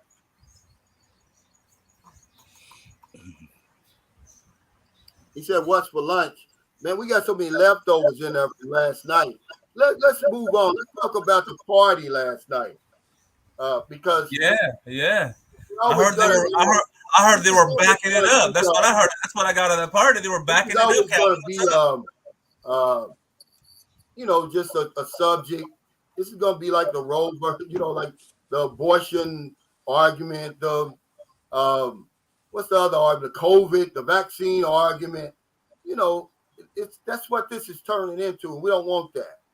Okay, just know that we don't want expat police over here. Man, shut the fuck up and mind your own business over here when it comes to Filipinos and Americans. I don't give a shit what Texas is always doing down in Davao. None of my business. Yeah. Stay out of religion and stay out of politics. That's right. But yeah, this party last night, man, it started out, I'm going to tell you, started out really tame, Fred. And then once everybody got finished eating, they got the drinking and they cut the karaoke machine on. I tell you, you'd have thought you were in a zoo. Go wait till I post some of this stuff, man. I posted a little bit of it on my Facebook page. And man, these women got wild last night, man. And I'm gonna tell you the benefit of that was Sydney and his bodyguard. They both scored last night. He had 2 or 3 women on him last night. Yeah. But I want to give a shout out to Sam McCall. Here's a guy who came all the way from Cavite to be at that party, Fred. See, that's the kind of guy that I want around me. These are the kind of guys I'm standing up for. I don't want him to come to, pretty soon y'all going to be afraid to come around me if I don't do nothing. I don't want that, Mark. I'm sorry, man. Ain't nobody scared, man. Sorry, dude. I'm going to fight. I don't want nobody afraid to come around Sunshine's shoulders. And I want to give a shout out to him and his beautiful wife. They came all the way. We're going to invite them to dinner today. They had a great time. This is the type of people that come to St. Carlos to see me. I'm not worried about, Maryland's worried about trolls coming into the guest house. They're not going to come here, guys. They're not. I promise you. Okay. But yeah, that party got real good. And Sydney was dancing, man. It was crazy, man. Go on my Facebook page if y'all friends with me. You'll see it. Hey, Pumpkin Joe's Philippine Experience. What's going on?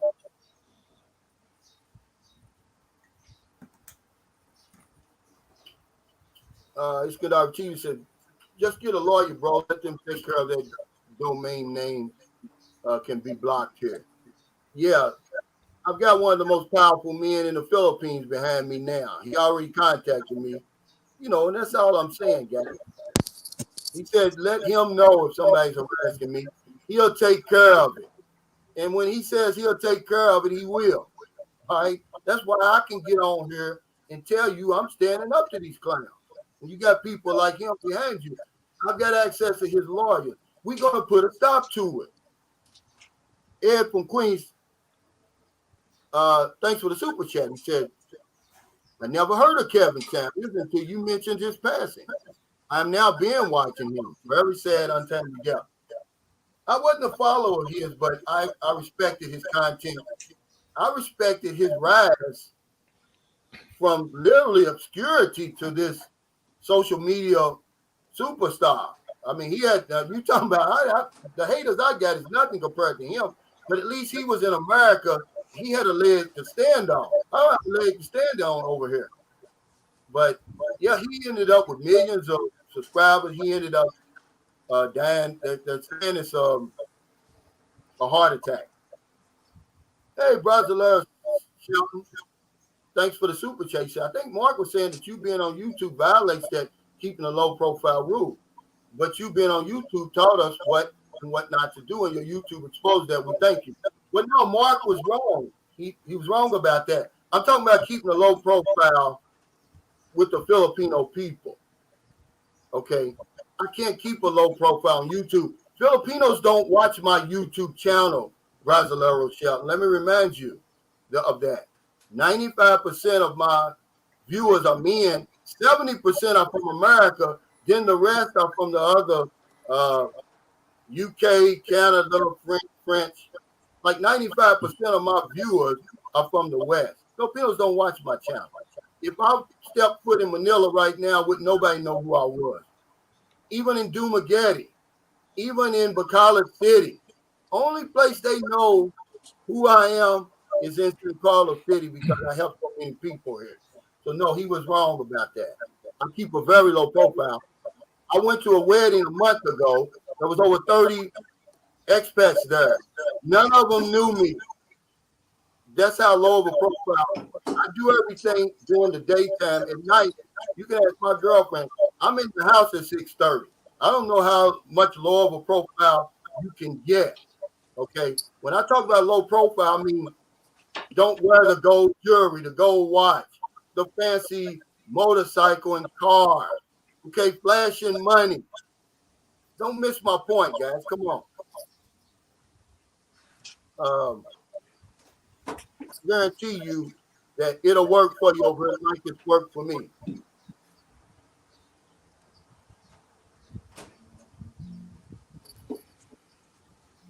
Yeah, he said Kevin was the man.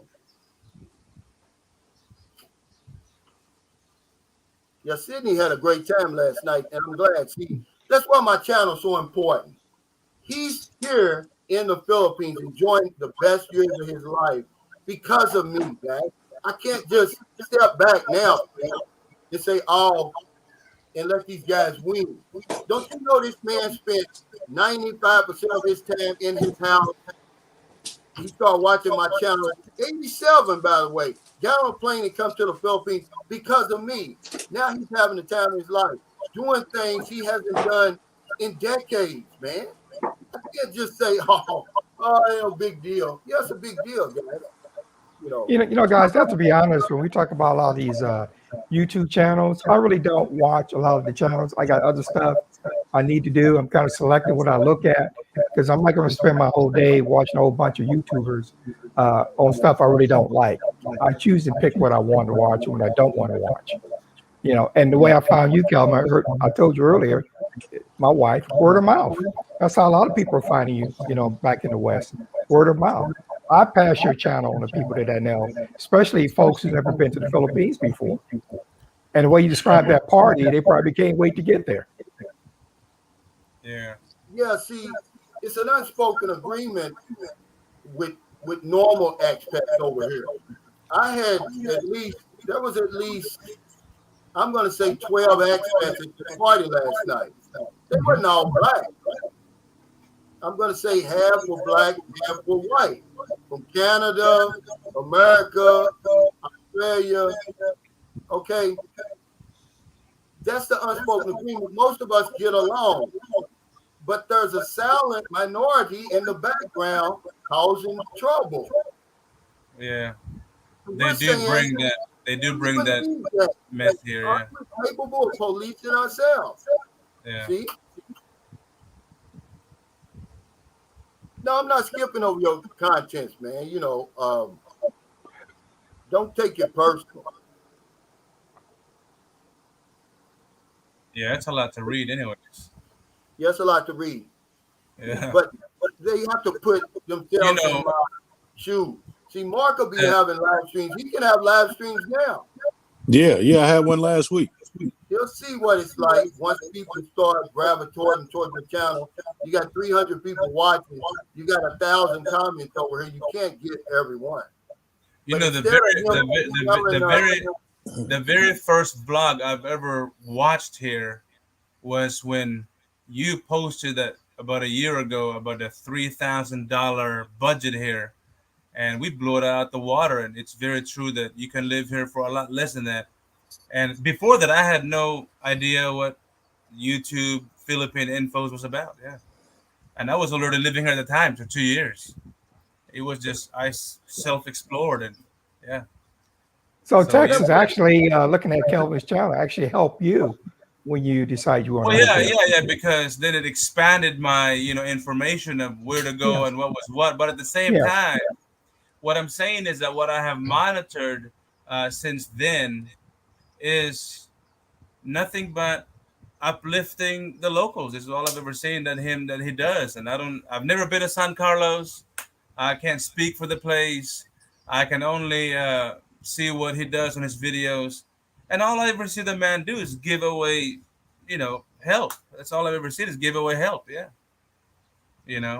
Yeah, I understand he's saying I got a lot of background. Somebody's got their YouTube on. That's what it is. Not me. Not me. Not me. Nobody in here. Everything's only window I have open is StreamYard. You hear the watch this. See, you hear that? Yeah, I do hear. I hear it too. Yeah, I don't know where it's coming from. Let me see. When you did that, you. Hello? See, that's Texas. That's you, Texas, because we can't hear it now. Yeah, that's you, Texas. But no, I don't try to. Okay, here's a guy. He's trying to start trouble. I don't try to silence people's opinion. He says, I understand what he was talking about. I've got a YouTube channel. I'm out here, so people are going to come after me. That's not the point I'm trying to make today. The point I'm trying to make today is they're not just coming after me. They're coming after regular people. Franz doesn't have a YouTube channel, okay? He's not on social media at all. Yeah, but they wasn't technically after Fonz, though, bro. They was trying to get at you. He was just collateral damage. Fonz was collateral damage, though. That's right. That's right. That's right. Exactly. Wow. Yeah, that's you, Texas. But I can handle it, is what I'm saying. But we got to talk about this stuff. Who else is going to talk about it? What other channel can you go on and they talking about this stuff that I talk about? So what, we supposed to not talk about it? We're supposed to just let it keep festering and festering and festering until it shows up at your front door? It's the same way with the violence. People, they don't want to talk about the violence till it shows up at their doorstep. Now all of a sudden, oh, stop the violence. Oh, you stop the killing. Because eventually it's going to show up at your house, man. That's how bad it is. That's how bad it's gotten over there. But yeah, somebody's got, that's just you, Texas. Okay. I'll just mute you until you're ready to say something. Let me know. Because, you know, that way it can keep the, you know, that playback. Lucky Boy says, simple. People, experts are jealous when they see Calvin building a home for his girl and making money from being successful. Other experts are jealous. It's that simple. Yeah, see, nothing I'm doing is illegal. Okay, there's thousands of YouTube channels on this platform. There's nothing I'm doing that's illegal. They just see that I'm having some success, I'm gaining some traction, and evidently they don't like that. So they're saying anybody that tries to get on YouTube that looks like Calvin, by the way, and build up a community and have some success, we're going to come after him, we're going to shut him down because we don't want other people like him coming behind him. But who are them to say that, Fred? Who gave them that job? Is all I'm saying. I don't know. But it seems like. Go ahead, Mark. I thought my brother Tex was speaking. I think he fixed his problem over there. Is it good now? Yeah. Well, not really. Hello. Yeah, you did. A little bit. But yeah, go ahead. You know, when I first started coming to the Philippines, I didn't think nobody went to the Philippines. But what I found later was it was kind of like the best kept secret among the European. Because as I started sharing my adventures in the European, it was people all around me who had been to the Philippines many times, but had never mentioned the Philippines to me. So I started calling the Philippines the world's best kept secret. You know what I mean? So I think that it is true that they don't want the secret to get out. You know what I mean? They don't want the world to know that, you know, that people are being treated like men and women here, and that the money's strong, and that the water's good, and the food is healthy, and you know, I think that that they want to hoard it for themselves. You know, whoever that group is, you know. So I can see opposition. You know, I get a lot of opposition just, you know, even in America. I tell people, man, you know, I want to move to the Philippines. I got family members that ain't spoke to me since, like I'm crazy or something, because I want to do something different with my life. Yeah, I did a whole video on that. I said, when we come to the Philippines, we're going to be attacked. It happened to me. It happens to us all. Now, if I'm going to Paris, France, they're going to say, "Oh man, bring me some souvenirs back. Take a picture in front of Eiffel Tower." But the minute I tell them I'm coming to the Philippines, oh man, what are you going over there for? Right. It's dangerous over there. You're taking advantage of those women over there. Right. See, hey, Extreme Dogs 003, thanks for the super chat. Said, "What's up, Cal? This is my new account now because I don't want for those trolls to know my real name. We're almost at Toledo. I'll check with you later." Okay. I think I know who this is. I won't say his name, but he was supposed to be coming. So in other words, when I come online now, I mean, when you invite me to the panel, you think I need to put a different name up there, Calvin? Put OG on there. Put OG, man. Yeah, put OG on there, Fred.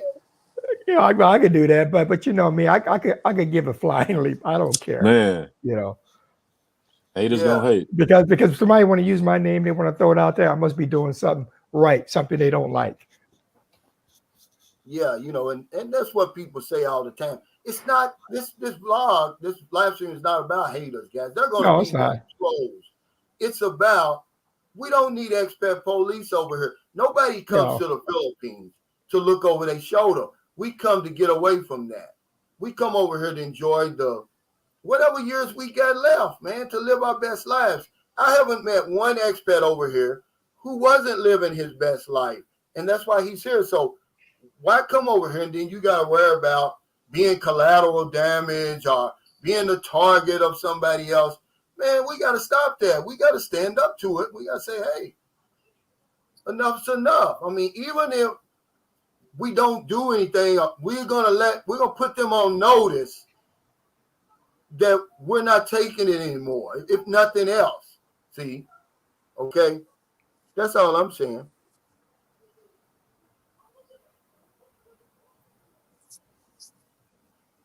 Joshua, Mark, I really appreciate your thoughts, brother. Oh, thank you, man. It's all good. It's just like, I encourage him to start his channel because I know he's got a lot to say. He's got a lot of interesting topics, and just he comes from a different viewpoint. And saying that, I've got to also say, man, they're going to come after you. So what we're doing today is very important. You have no idea what's coming for you, Mark. It's coming. I expect it, though. Yeah, I didn't expect it. Not like this. Okay? But it doesn't make it any better. See, that's all I'm going to tell you. See, right now you're not experiencing it. So you're sitting there, you know, and you're footloose and fancy free. When they hit you where it hurts, then, you know, that's when the pedal's going to hit the metal, man. You're going to see it ain't fun in games. And then when they have been very rude to me already. You know what I mean? But that's not so I can imagine. So I can imagine that it will get worse. You know, but you know, I don't know. I find it therapeutic for myself. Like I said, I didn't know you could make money till you told me, bro. I never. Hey, look, even right now, I got all that I need to make money. I don't know nothing about it. I didn't even come to the Philippines to start no channel. None of that. So, you know, whatever happens, happens. You know what I'm saying? I just hope that I can, you know, maintain my integrity and, you know, no matter what happens, you know what I mean? Just still be the person I came there to be, you know? Yeah. I think me and Texas get the same philosophy. You know, I never got a YouTube channel or anything else. I'm retired. I don't plan on working. That sounds like work to me. You know, I just want to enjoy life. Am I right, Texas? Yeah, see, he sounds like me. I didn't come over to start a channel. I was here 18 months before I even started my channel. And I had no idea that it would take on, it would grow into the proportions that it has. Okay? I never asked for all of this, but now that it's on my plate, I got to deal with it. And that's what I'm putting out there to anybody else with a channel. You never know how big you're going to be. I'm just letting you know that it's out there and you're going to have to deal with it. So why not come together right now and deal with that? Put them on notice that we're going to put you under the same spotlight that you're putting us under. See, because it's easy to sit there and tell me to ignore it. Oh, I expect it and all that stuff. But do this. Soon you start making some real traction, they start seeing you getting popular. People coming from all over the world to visit you. You know, the guy said, man, that guest house you make is going to become a shrine. Let all that start happening to you, Mark, and you're going to see. You're going to experience the tip of the iceberg of what I experienced. I wear my heart on my sleeve. I tell you guys this, for the longest, I didn't, until I said me being silent is not helping anybody at all. I swallowed a lot of this stuff, man, for months and months and months, man. Hateful stuff. You know, but enough is enough, guys. You know, they're not going to stop me. I said a long time ago, they're only going to make me better, bigger and better. They're going to push me to a level of success I never dreamed of. So go ahead. They're my biggest fans. They're my, it's free publicity. But if I can do just anything to stop somebody else from dealing with what I'm dealing with, then I'm going to do it. I'm going to expose them at expatsforum.com. You know, they put me on there like I'm one of the most dangerous guys in the Philippines. I can't let them get away with that, Mark. Oh, no, I'm not saying that. Or Fred. Yeah, I expect it, but do I expect to be placed above pedophiles? Come on, man. I'm sorry, but I'm not. Will Sutton, thanks for that super chat. He said, keep doing what you're doing, Brother Calvin. Enjoy life and don't take the bullshit. I'm not going to take it. Yeah, see. He said he want to watch that video when Tim K confronted the Mexican Dumaguete guy. He's talking about this is what we have to do. This is why you haven't heard a whole lot about Andy Omar before, because they have to be confronted at every turn whenever you can. I already put it out there in the universe. He's lucky that Tim K confronted him, that it wasn't me, because I would have gladly been deported to put my foot up in his ass. I would have gladly been deported. I'd have went to Thailand somewhere else and kept Sunshine Shoulders coming, because what these guys is doing is wrong, and eventually you're going to keep poking, and you're going to poke the wrong person. And that's what happened. He just got lucky. It was Tim K. He better be glad it wasn't me. I'd have beat him down. The stuff that he done put out there about me and my family, that's not true. See? So yeah, he's glad that it was Tim K that scared him. You know, hey, Lance Johnson, this panel is articulate and life knowledgeable. What time is it? Yeah, 11:15. Because I'll be off here by 12. We go to the grocery store on Sunday, man. And these prices over here, guys, I'm gonna tell you something. You hardly see any Filipinos in the grocery store now. Yeah, they're going up. Gone ridiculously up. Yeah. I buy Coffee Mate. I've been buying this, Fred, Coffee Mate, coffee creamer, all through the pandemic.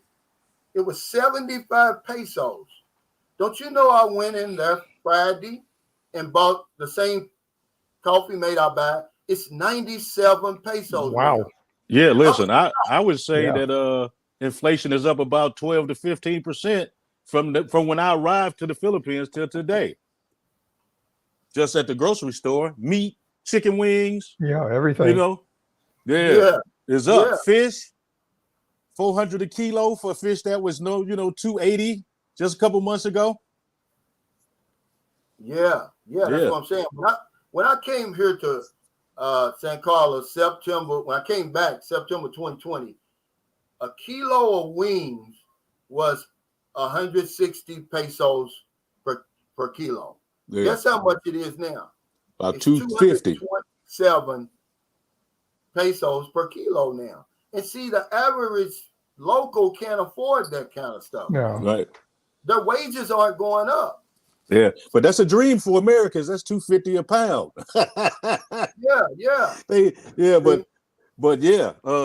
Because wings here like $4.99, $5.99 a pound. Well, let me go back to Mo, because I love Mo, man. Mo don't sugarcoat it either. He said, we are the ones who are under scrutiny when they are the ones who need to be scrutinized. Yeah. Why in the world do we leave them unscrutinized? You know, we're saying, okay, you can scrutinize us, but we're going to leave you alone? No, I'm sorry. I wasn't brought up like that. And I'm sorry. I wasn't, and I'm not advocating violence. Anthony Lane said I'm advocating violence. I'm not. These guys are they're overstepping boundaries. Okay. And, you know, don't let your mouth write a check your behind can't cash, Fred. You heard that before, right? Of course. Don't be talking all that shit if you can't back it up. Okay? That's all I'm saying. He said hit them where it hurts. I'm gonna hit them. It ain't gonna be the pockets though. He says, how's the elections coming? Man, I ain't gonna speak on the elections, but they did have a big fancy rally here the other night, Fred. I mean, it was thousands and thousands of people out here. They had music, they had, you know, fireworks, you know, they getting that vote out for these last few days. See? And you know, they take it serious over here. And I'm gonna say to you again, if you're in the Philippines tomorrow, which is Monday, May the 9th, stay in your house, man. Respect their suffrage. Yep. Get out of the way, man. You know, just for one day, step back. It's too late now. If you didn't get your liquor yesterday, it's too late. They got a liquor ban today all the way until the end of Monday night. But this is a time when, you know, as a foreigner, you need to step back, man. Because they don't play over here with these elections, man. When I say they're dead serious about it, that's no pun intended. Yeah, they're dead serious, Fred. You know it. I sure do. You talk about all the years you don't want to be collateral damage because you will be. Nope. Anthony Smith said they need to know there are consequences. Absolutely. That's the point I'm trying to make. I'm not gonna sit back, man. You guys keep on ignore it. No, you shouldn't expect it. You put yourself out there. Okay, so what? But the thing is right now, let's walk in that solution. Tell us what we need to do. I mean, we can say, okay, hold these guys accountable. What do? We write them directly letters, or do we boycott? I didn't even know they existed until just today. We find out as much as we can about them and put them on notice that we're watching you guys. We're going to put y'all under scrutiny the way that you're putting us under scrutiny. You know, it's not a whole lot you can do other than to let them know that, hey, I'm not going to take it anymore.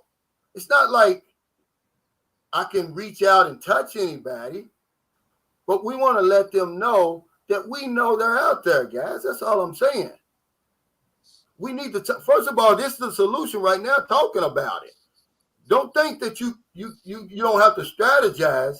That's what these live streams are about, man. You know, there's people out there, just like when I tried to find Gail.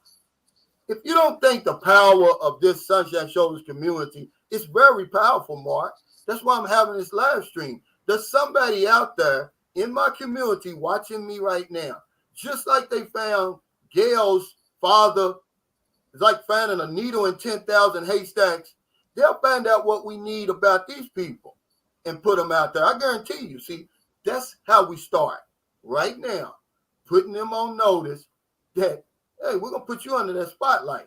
We're going to find out who you are because I got people on my channel. Imagine, Fred, what we did for Gail. Just because that scumbag didn't step up and do what he was supposed to do, we found his ass after 30 years. You know, that's what I'm talking about. Hey, Quintessential, thanks for that super chat. Said, Calvin, never mind them haters. Your channel is awesome, my brother. Thank you, man. You know, but no, I got to mind them. I mean, I'm not going to lose any sleep over it. And don't get me wrong, all of my vlogs are like this, guys. I don't have high blood pressure. I wear my heart on my sleeve. I mean, if I don't show you I'm passionate about it and let them know because they're watching me. You don't think they're watching me? They're watching my channel now. That's why I say the stuff I say. And that's why I say it the way I say it, to let these cocksuckers know. You put on notice. We're going to find you guys. Okay? Hey, Kenneth Anderson, thanks for the super chat. Said put toward upcoming Friday spin wheel, Cal. I will. We had our spin wheel yesterday because we've been getting ready for Marilyn's birthday party. It's actually her birthday today. She turned the big 4-0, Fred. Oh, happy birthday to her. Yeah, thank y'all. Happy birthday, young lady. Yeah, now we've got to deal with, I guess you dealt with that, Fred, with Lynn turning 40. Well, you know, they think they're getting old is what they think. They think they're getting old. They're not. Yeah. Yeah, that's what I tell her. I mean, she's really depressed about it. She didn't want, I was going to have a bad, but good Lordy, she's 40. Yeah, she didn't want me to do that, man. Let's we're gonna unmute. We unmuted you, Texas, by the way. Okay. Quiet on this today because I know that if you could be any type of collateral damage, they'll get your ass, Texas. But they don't like you, man, for some reason. I like you. They said that you're not really a tough guy.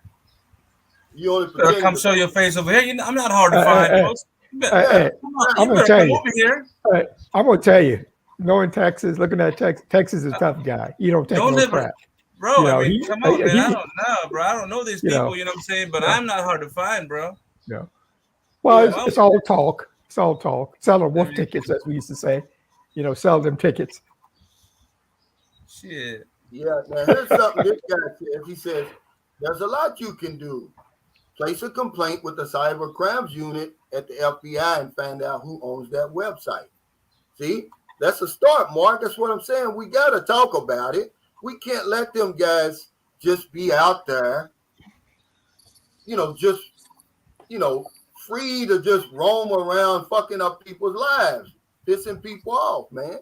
And what y'all asking me and other people to do, it goes against our nature.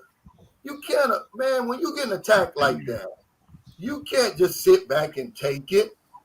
It'll kill you if you don't get, if you don't let that out, man. We can't let that happen. I mean, good Lord, and she's 40. Yeah, oh, man. Yeah, she really got mad about that. And I said, okay, well, I won't do it. And I said, well, hell, 40 is young in America, but over here, they think it's old. She doesn't look at Calvin. Over here. I had to remind her, I'm 58. I'll be 59. Hell yeah. In a couple of weeks. Damn right, Jeff. Yeah. 40 again. Yeah. You're right about that. It's a damn baby. Yeah, a real talk. But see, they're always in a perpetual competition with other Filipinos, man. I'm just letting you know. They are. Yeah, because I'm going to tell you something. There was some bangers at that party last night. That if I was single, man, okay, I'd have been mingling, Fred. I tell you all the time, nobody wears skinny jeans better than the Filipino, and nobody wears booty shorts. And they had some booty shorts on last night, man. I was like, oh, man. But yeah, they were out there last night, and they got drunk, man. And Sydney got him a bad one, man. She about 39 or 40, but she's a fitness guru. And man, she got a body on her, man. And go on my Facebook, man. You see how she's throwing it, Sydney. Oh yeah, she put it on him. I seen the clip that you got on Facebook. And I mean, I keep looking at that over and over, like, damn, Sydney. I wish I was in your shoes, man. So test his taxi driving skill. I said, because he was dealing with women who they would say, oh, give it some time. I said, look, man, when a Filipino likes you, she's interested, She's gonna let you know from day one. There ain't no wait around. This woman let him know, and he came to me last night and said that. He said, you were right. I said, man, I've been over here long enough. I've dealt with enough Filipinos. If they like you, man, they're not gonna beat around the bush. Man, this woman was putting it on Sydney, man. I was like, damn, buddy. You gonna she's gonna call Sydney's bluff. In other words, he's 87. He claimed he can do everything that we can do. Well, you get ready to call your bluff. Hey, thanks, Aiken Hating 9 for the super sticker. Cause she's gonna go to Bantayan Island. We're going back to Bantayan Island for a week, and Sydney's taking her with him. But you could see them together last night, man. You know, I got some pictures I'm not gonna put out there that, man, I was so happy for Sydney, man, because in a small town like St. Carlos, everybody knows all the money that he spent here. Okay. And when they found out that they split up, the women came out of the woodwork trying to get next to Sydney. Okay. I just wanted him to finally find somebody that really was interested in him. And this lady was, because she's lonely, man. She's been lonely for 5 years. She's a friend of Marilyn. She actually asked Marilyn last night, she said, wow, look at all these foreigners in here. Are any of them single? Right? And Marilyn said, yeah. And she came over to me and said, Calvin, tell Sydney I want him to, that Mimi wants to meet him. And man, Sydney's got game, man. He got conversation. And within, just like he had that young lady in the mall eating out of his hand, this lady was eating out of Sydney's hand in about 5 minutes. Yeah.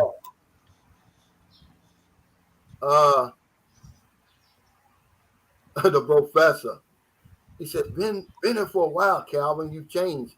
Like an up-and-coming small church to a mega church. You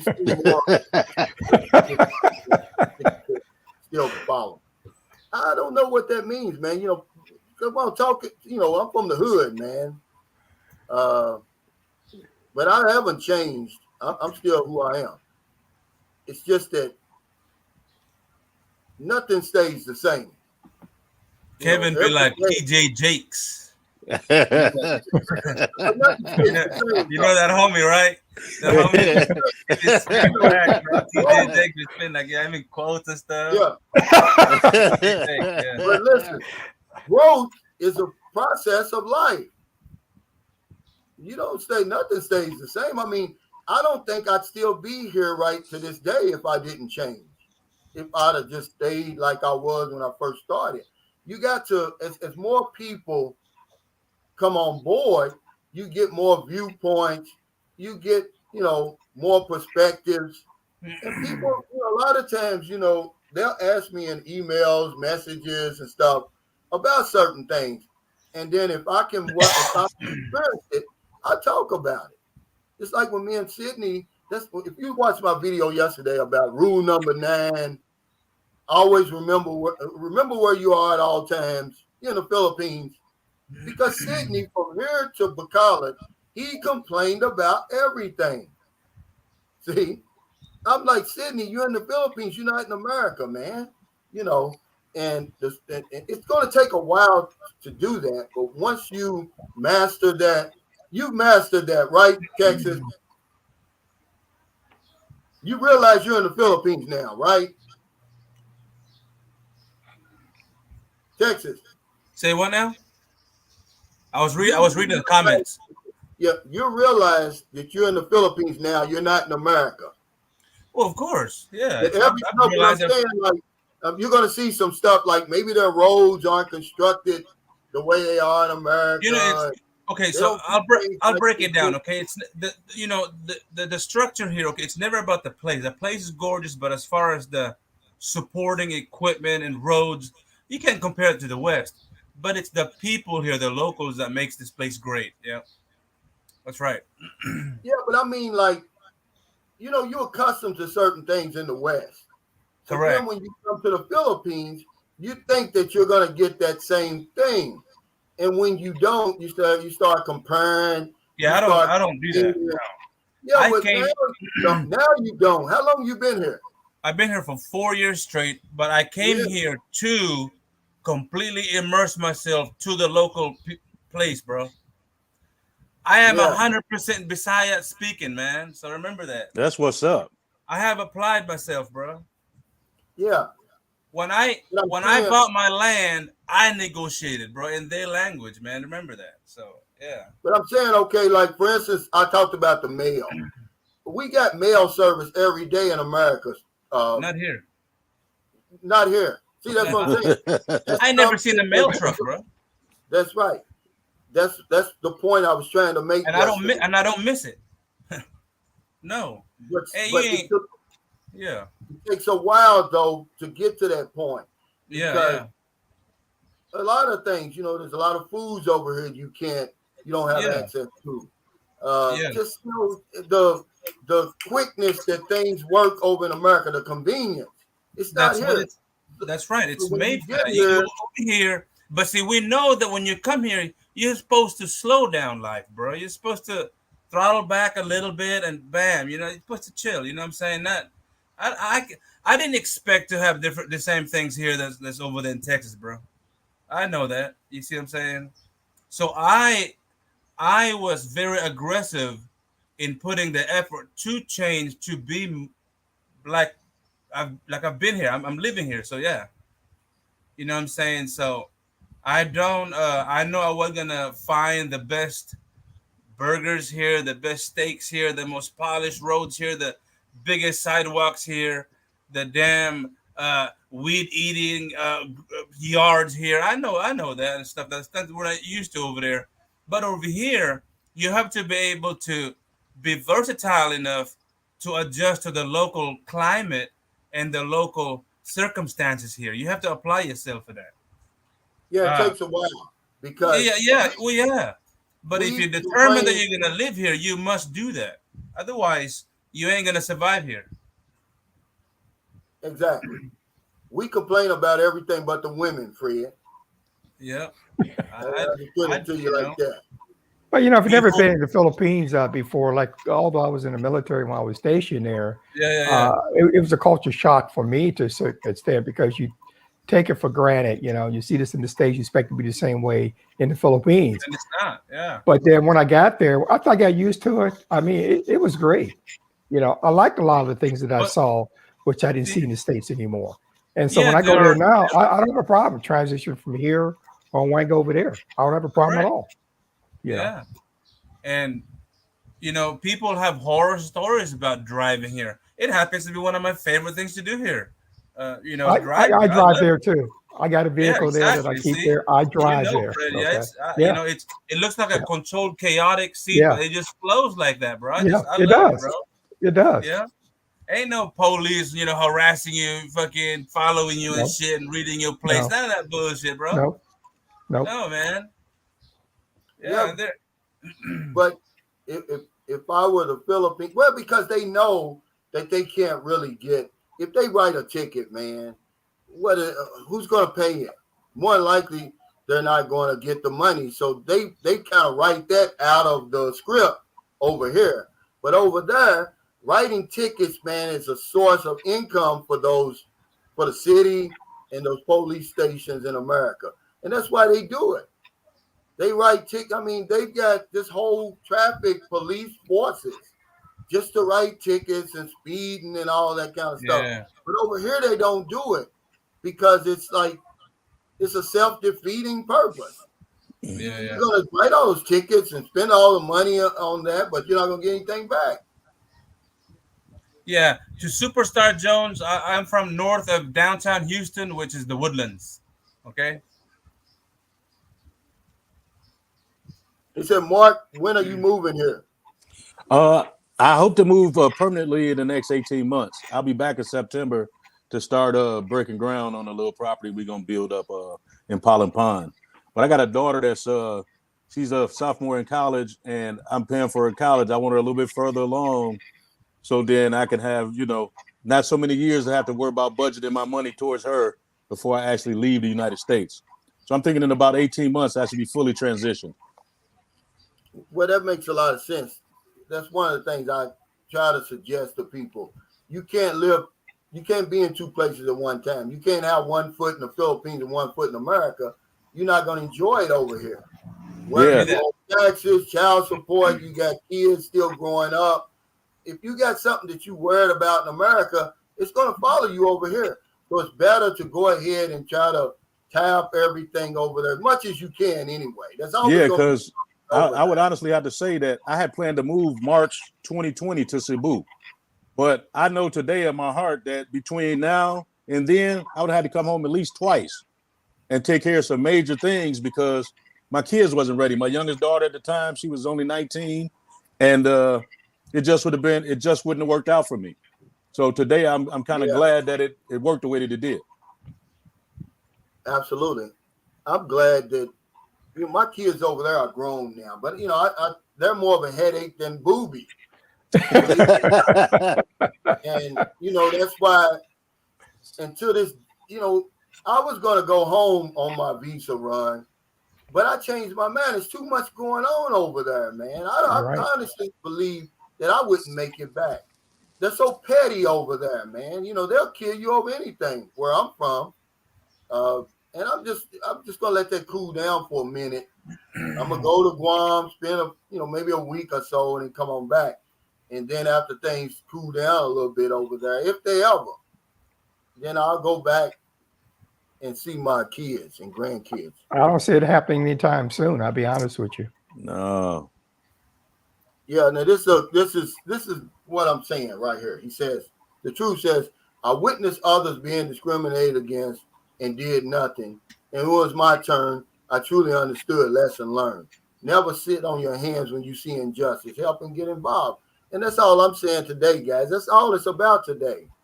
You can't get rid of trolls and haters, man. It's always going to be there. But you can put them on notice that you're not just going to sit here like a punching bag anymore.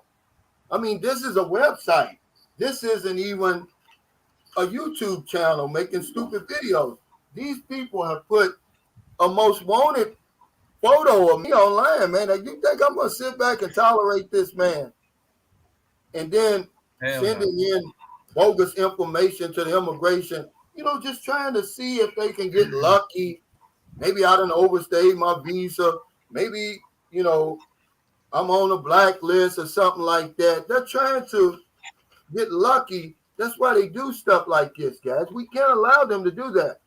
Who are you to think you're going to be the arbiter of the expat community over here? We don't need that.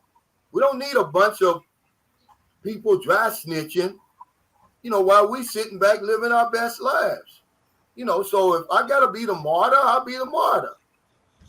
They want to make me the martyr, then I'll be the martyr, man. But I'm not going to deal with that, man. I don't deal with it at home. I'm not going to deal with it here. Imagine being in my neighborhood and somebody just going to keep coming by your house, playing music at the loudest decibels at 2 in the morning, and you don't do anything about it. Oh, I'm going to go out and buy me just some better earplugs. Fuck that. Yeah. Homie, don't play that shit. Yeah. Nope. Crazy. Yeah. Yeah, he said, let's hear some more about the party. Well, really, the Filipinos took over that party last night. I mean, they were dancing with each other. They were, just getting freaky out there, man. And one of my subscribers, his girlfriend was there, man. But he claimed he didn't want a commitment from this girl. I bet after watching these damn videos, make a damn commitment. She's going to make one. Because, boy, she was out there. They're not used to drinking at Chevy's Regal. It had them, man. I mean, they were wild, man. If I'd have been there by myself, I'd have come out of there with something. Basically, just saying, let's party.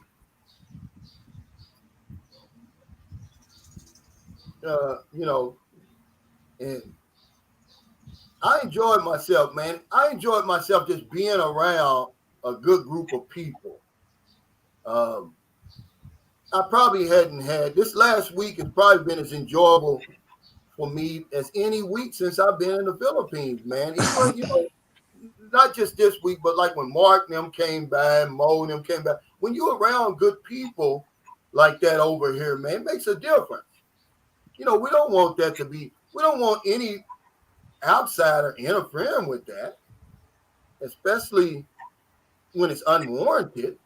You know, we want to live our best lives over here, guys. And that's what that party was all about last night. Who wants to, you know, why would you want to mess up a wet dream like that? That was a wet dream last night, man. Mess that up. You know. But hey, this guy, hey, thanks, Butch, for the super chat. He said your channel is the best. I appreciate all the support, man. I really do, man. And he says, this guy right here says, I can't dance. Well, if you can do the two-step, you can dance. That's all you got to do when you get our age. Tequila is life. The two. Hello there. What a mess. Hey, baby. You're eating some chicken, bro. Yeah, I can see she's killing that chicken there. Yeah. As long as you can do the two-step, you're okay, Fred. What do you think? Yeah, that's true. It's our friends. Get out there, do a little thing here, or shake your head from side to side. Yeah, you don't have to do a whole lot because they were singing music last night that even if I was Michael Jackson, I wouldn't have been able to dance off that stuff. So, they like rock over here. A lot of it. But this guy, I'll tell you though, you want some water? He was some type of barangay captain, not far from here. Man, he took over this party last night. I thanked him. I was like, man, if you wouldn't have came here, man, it'd been like a damn funeral. All it takes is one person to start because everybody else just sitting around just looking. One person gets up there, grab that mic, get to sing it, everybody gonna follow. He got people on the dance floor, man, and they stayed up there until he left. He said, I'm sorry, I can't sing anymore. My voice is getting messed up. And he the last song he sung was a slow song. He said, I want to dedicate it to my beautiful wife for Mother's Day, and I want to dedicate it to Marilyn on her birthday. And that was it, man. The hell, the party was over. But by that time, all the Chavis Regal was gone. All the Johnny Walker Black was gone. I bought, believe it or not, I bought 50 Red Horse, about 25 San Miguel Light, about 20 of the Pale Pilsner, about 12 of the Apple for the girls, right? Every bit of that was gone. Yeah, San Miguel Apple, whatever they call it. Yeah, that's what. Apple flavored. Yeah, they were toasted. And okay, I went home. Come to find out, they took the party to Center Mall. 2 of my subscribers got it on last night. It became a block party then, yeah, for sure. Yeah, they really I'm talking about they got it in, man, last night. I hope they don't get in any trouble. So Texas, to get where you're at, Calvin, you're on San Carlos. If you have to go visit Texas, do you take a shuttle over? Do you drive there? There's a bus that goes there. Well, I could actually ride the bus all the way to Texas's house, except I've got to ride. I'll ride from here to Dumaguete, take a 3-hour ferry to Depola, northern Mindanao, and then I could ride the bus all the way down to his. But I wouldn't do that. When you fly from Cebu to here, we're gonna fly out of Cebu. It's only like a 45 minutes. Oh, okay.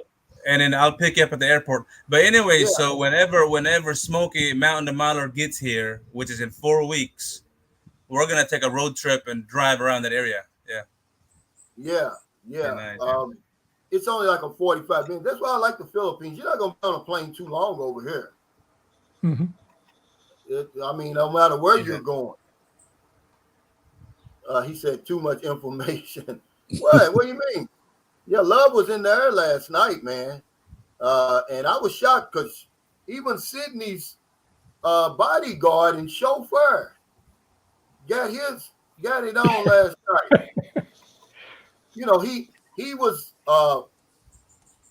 got his by association. You know, they saw him with all the foreigners and, you know, because Sydney riding around in a big 4Runner over here. You know, Filipinos, they like that. Yep. They know if you're in a 4Runner, you rich.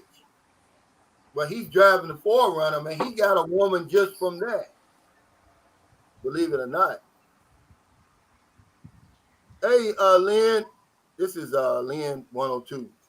San Diego 102. But yeah, guys, we're getting ready to get off here. I'm going to let y'all have the last word about whatever you want to talk about. You know, it doesn't have to be about expats, policing expats. It doesn't have to be about anything, but just give us some knowledge, Fred, some OG knowledge. So the next time you come on here, just put OG in there.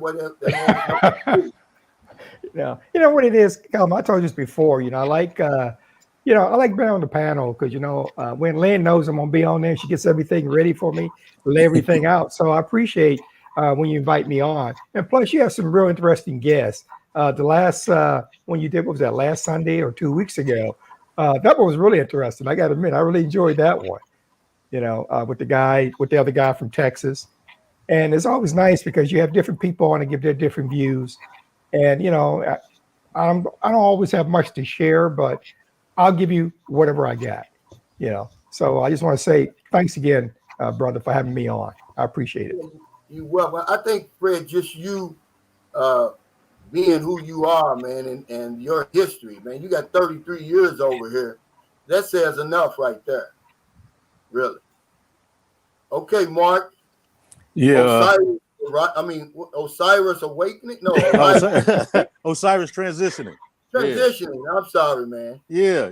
Hey, look, even that. He was like, man, you should call your show Transitions or something. That was your idea, my brother. But I appreciate being on the panel. Brother Tex, man, I've seen you a couple times. I think this is the first time we've been on the panel together. You seem like a cool brother, man. I appreciate it, and I'm inspired by the fact that you speak 100% Visayan. That's a goal for me to set too, is to speak the language. If I can say anything to the people that haven't been to the Philippines, that's thinking about coming, think about tweaking your budget up about 15%. You know what I mean? The prices are rising pretty fast, especially transportation costs. But the Philippines is great, beautiful, man. Everything is all that they say it is. And it's a beautiful place, man. It's where I want to spend the rest of my life with the few days I got left.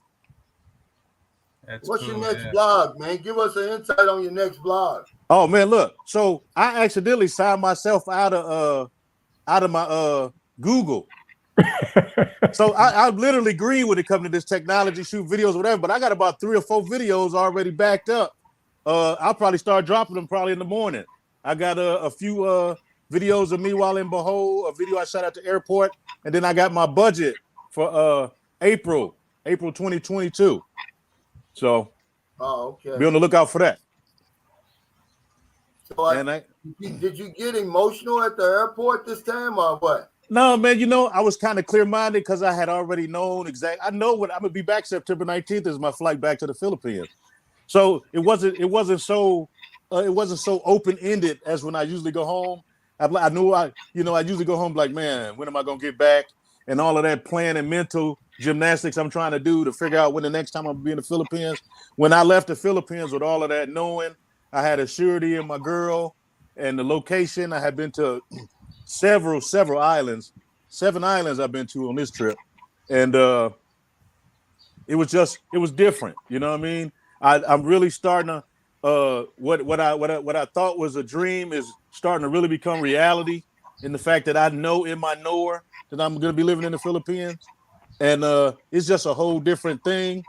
But I wasn't, what's so crazy is I forgot about everything that's happening in America. I still don't know what's going on here. My mind has been totally wiped from all the madness. Like if you ask me now, why you want to go to the Philippines? I can't think of what it's just where I want to be right now. You know what I mean? There's nothing. I don't know. It's like I've been set free from the whole mindset. Let me ask you one more thing before I pass it on to Texas.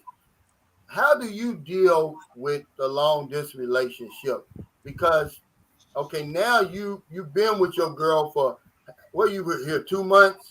Yeah, 2 months. And I know what that's all about. and now you're there and it's crickets. Because I know you used to a certain level of treatment with the Filipino, but now it's like gone. You know, how do you? Oh yeah. Look, I kicked my drawers off last night, and when they hit the floor, I was like, "Damn, I'm back in America." Because she used to catch it before they hit the ground, and how the water running everything. You feel me? But it's you know, it's hard. And you know, I'd have to say it though. Is when I met my girl February 2020, not knowing that it was going to be a lockdown. I was moving to the Philippines in March 2020. So I had never had a plan to have a long distance relationship, you know. And we told ourselves the lies, oh, it's going to open up in 6 months, and next thing you know, it was 2 years.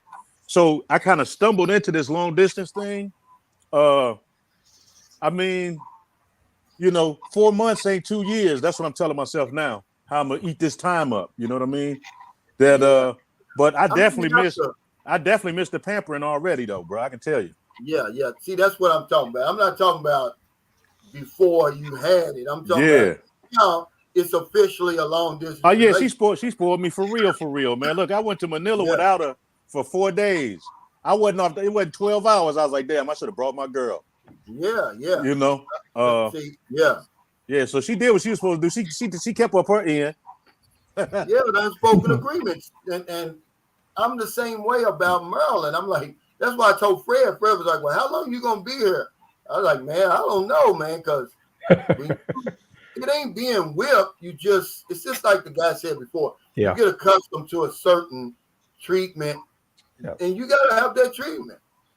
You know, you can't live without it. You don't want to be without it. And so, you know, it's just however long how much I can take, Fred. Then I'll be back on that United. And that's why I'm going to Guam, because by it being the United States, I can just do a round trip from there.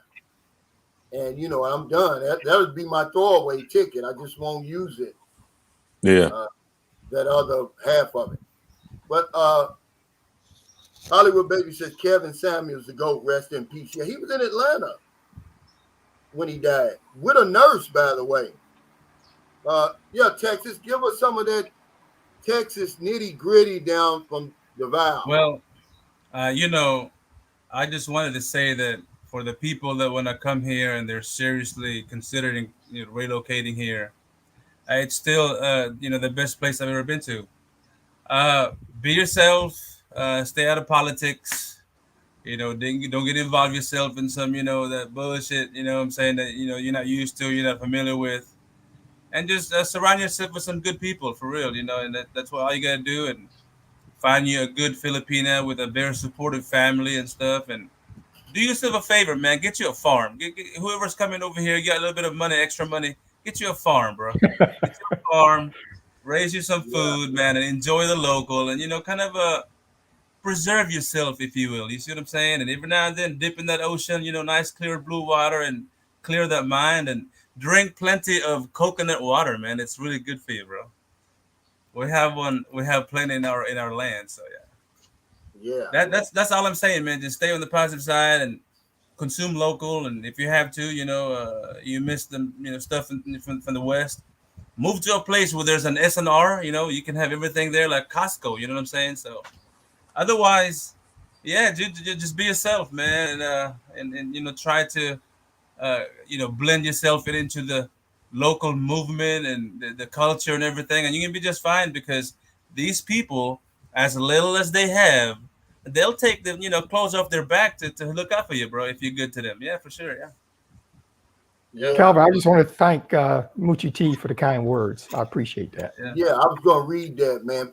Fred is he's like the calming force on the panel. And you can ask Fred anything, and he's going to shut it down with as few words as he can. But I want to thank everybody for your super chats, your super stickers, your thumbs up, all your support for my channel, man. But I'm going on record to say that I'm offering the fig leaf, Fred. We want peace over here. Yeah. Just leave us alone and let us enjoy what years we got left in paradise. Yep. We don't want to fight. Nope. And if you this, we will fight you. Okay. Yeah. We don't need expat police in the Philippines. Period. End of story. Take care. And Stay safe. Stay COVID free. I'll see have a y'all good next day. time. Okay, have a good day, everybody. My Peace. next video is going to be the update on my a full update. The whole video is going to be on this guest house, man. It's almost done. They already got the doors on. They got the front door on, the front door in the bathroom. They starting on the towels on the floor and on the wall. Pretty soon, man, somebody's going to be in there getting a tune-up, Fred. But I'm going to be. That's their business. I already told Marilyn, we're going to be the first ones to do that in there. I'm not going to let anybody else break it in. Yeah. Do what you do, bro. Yeah. Take care, everybody. All right. Peace.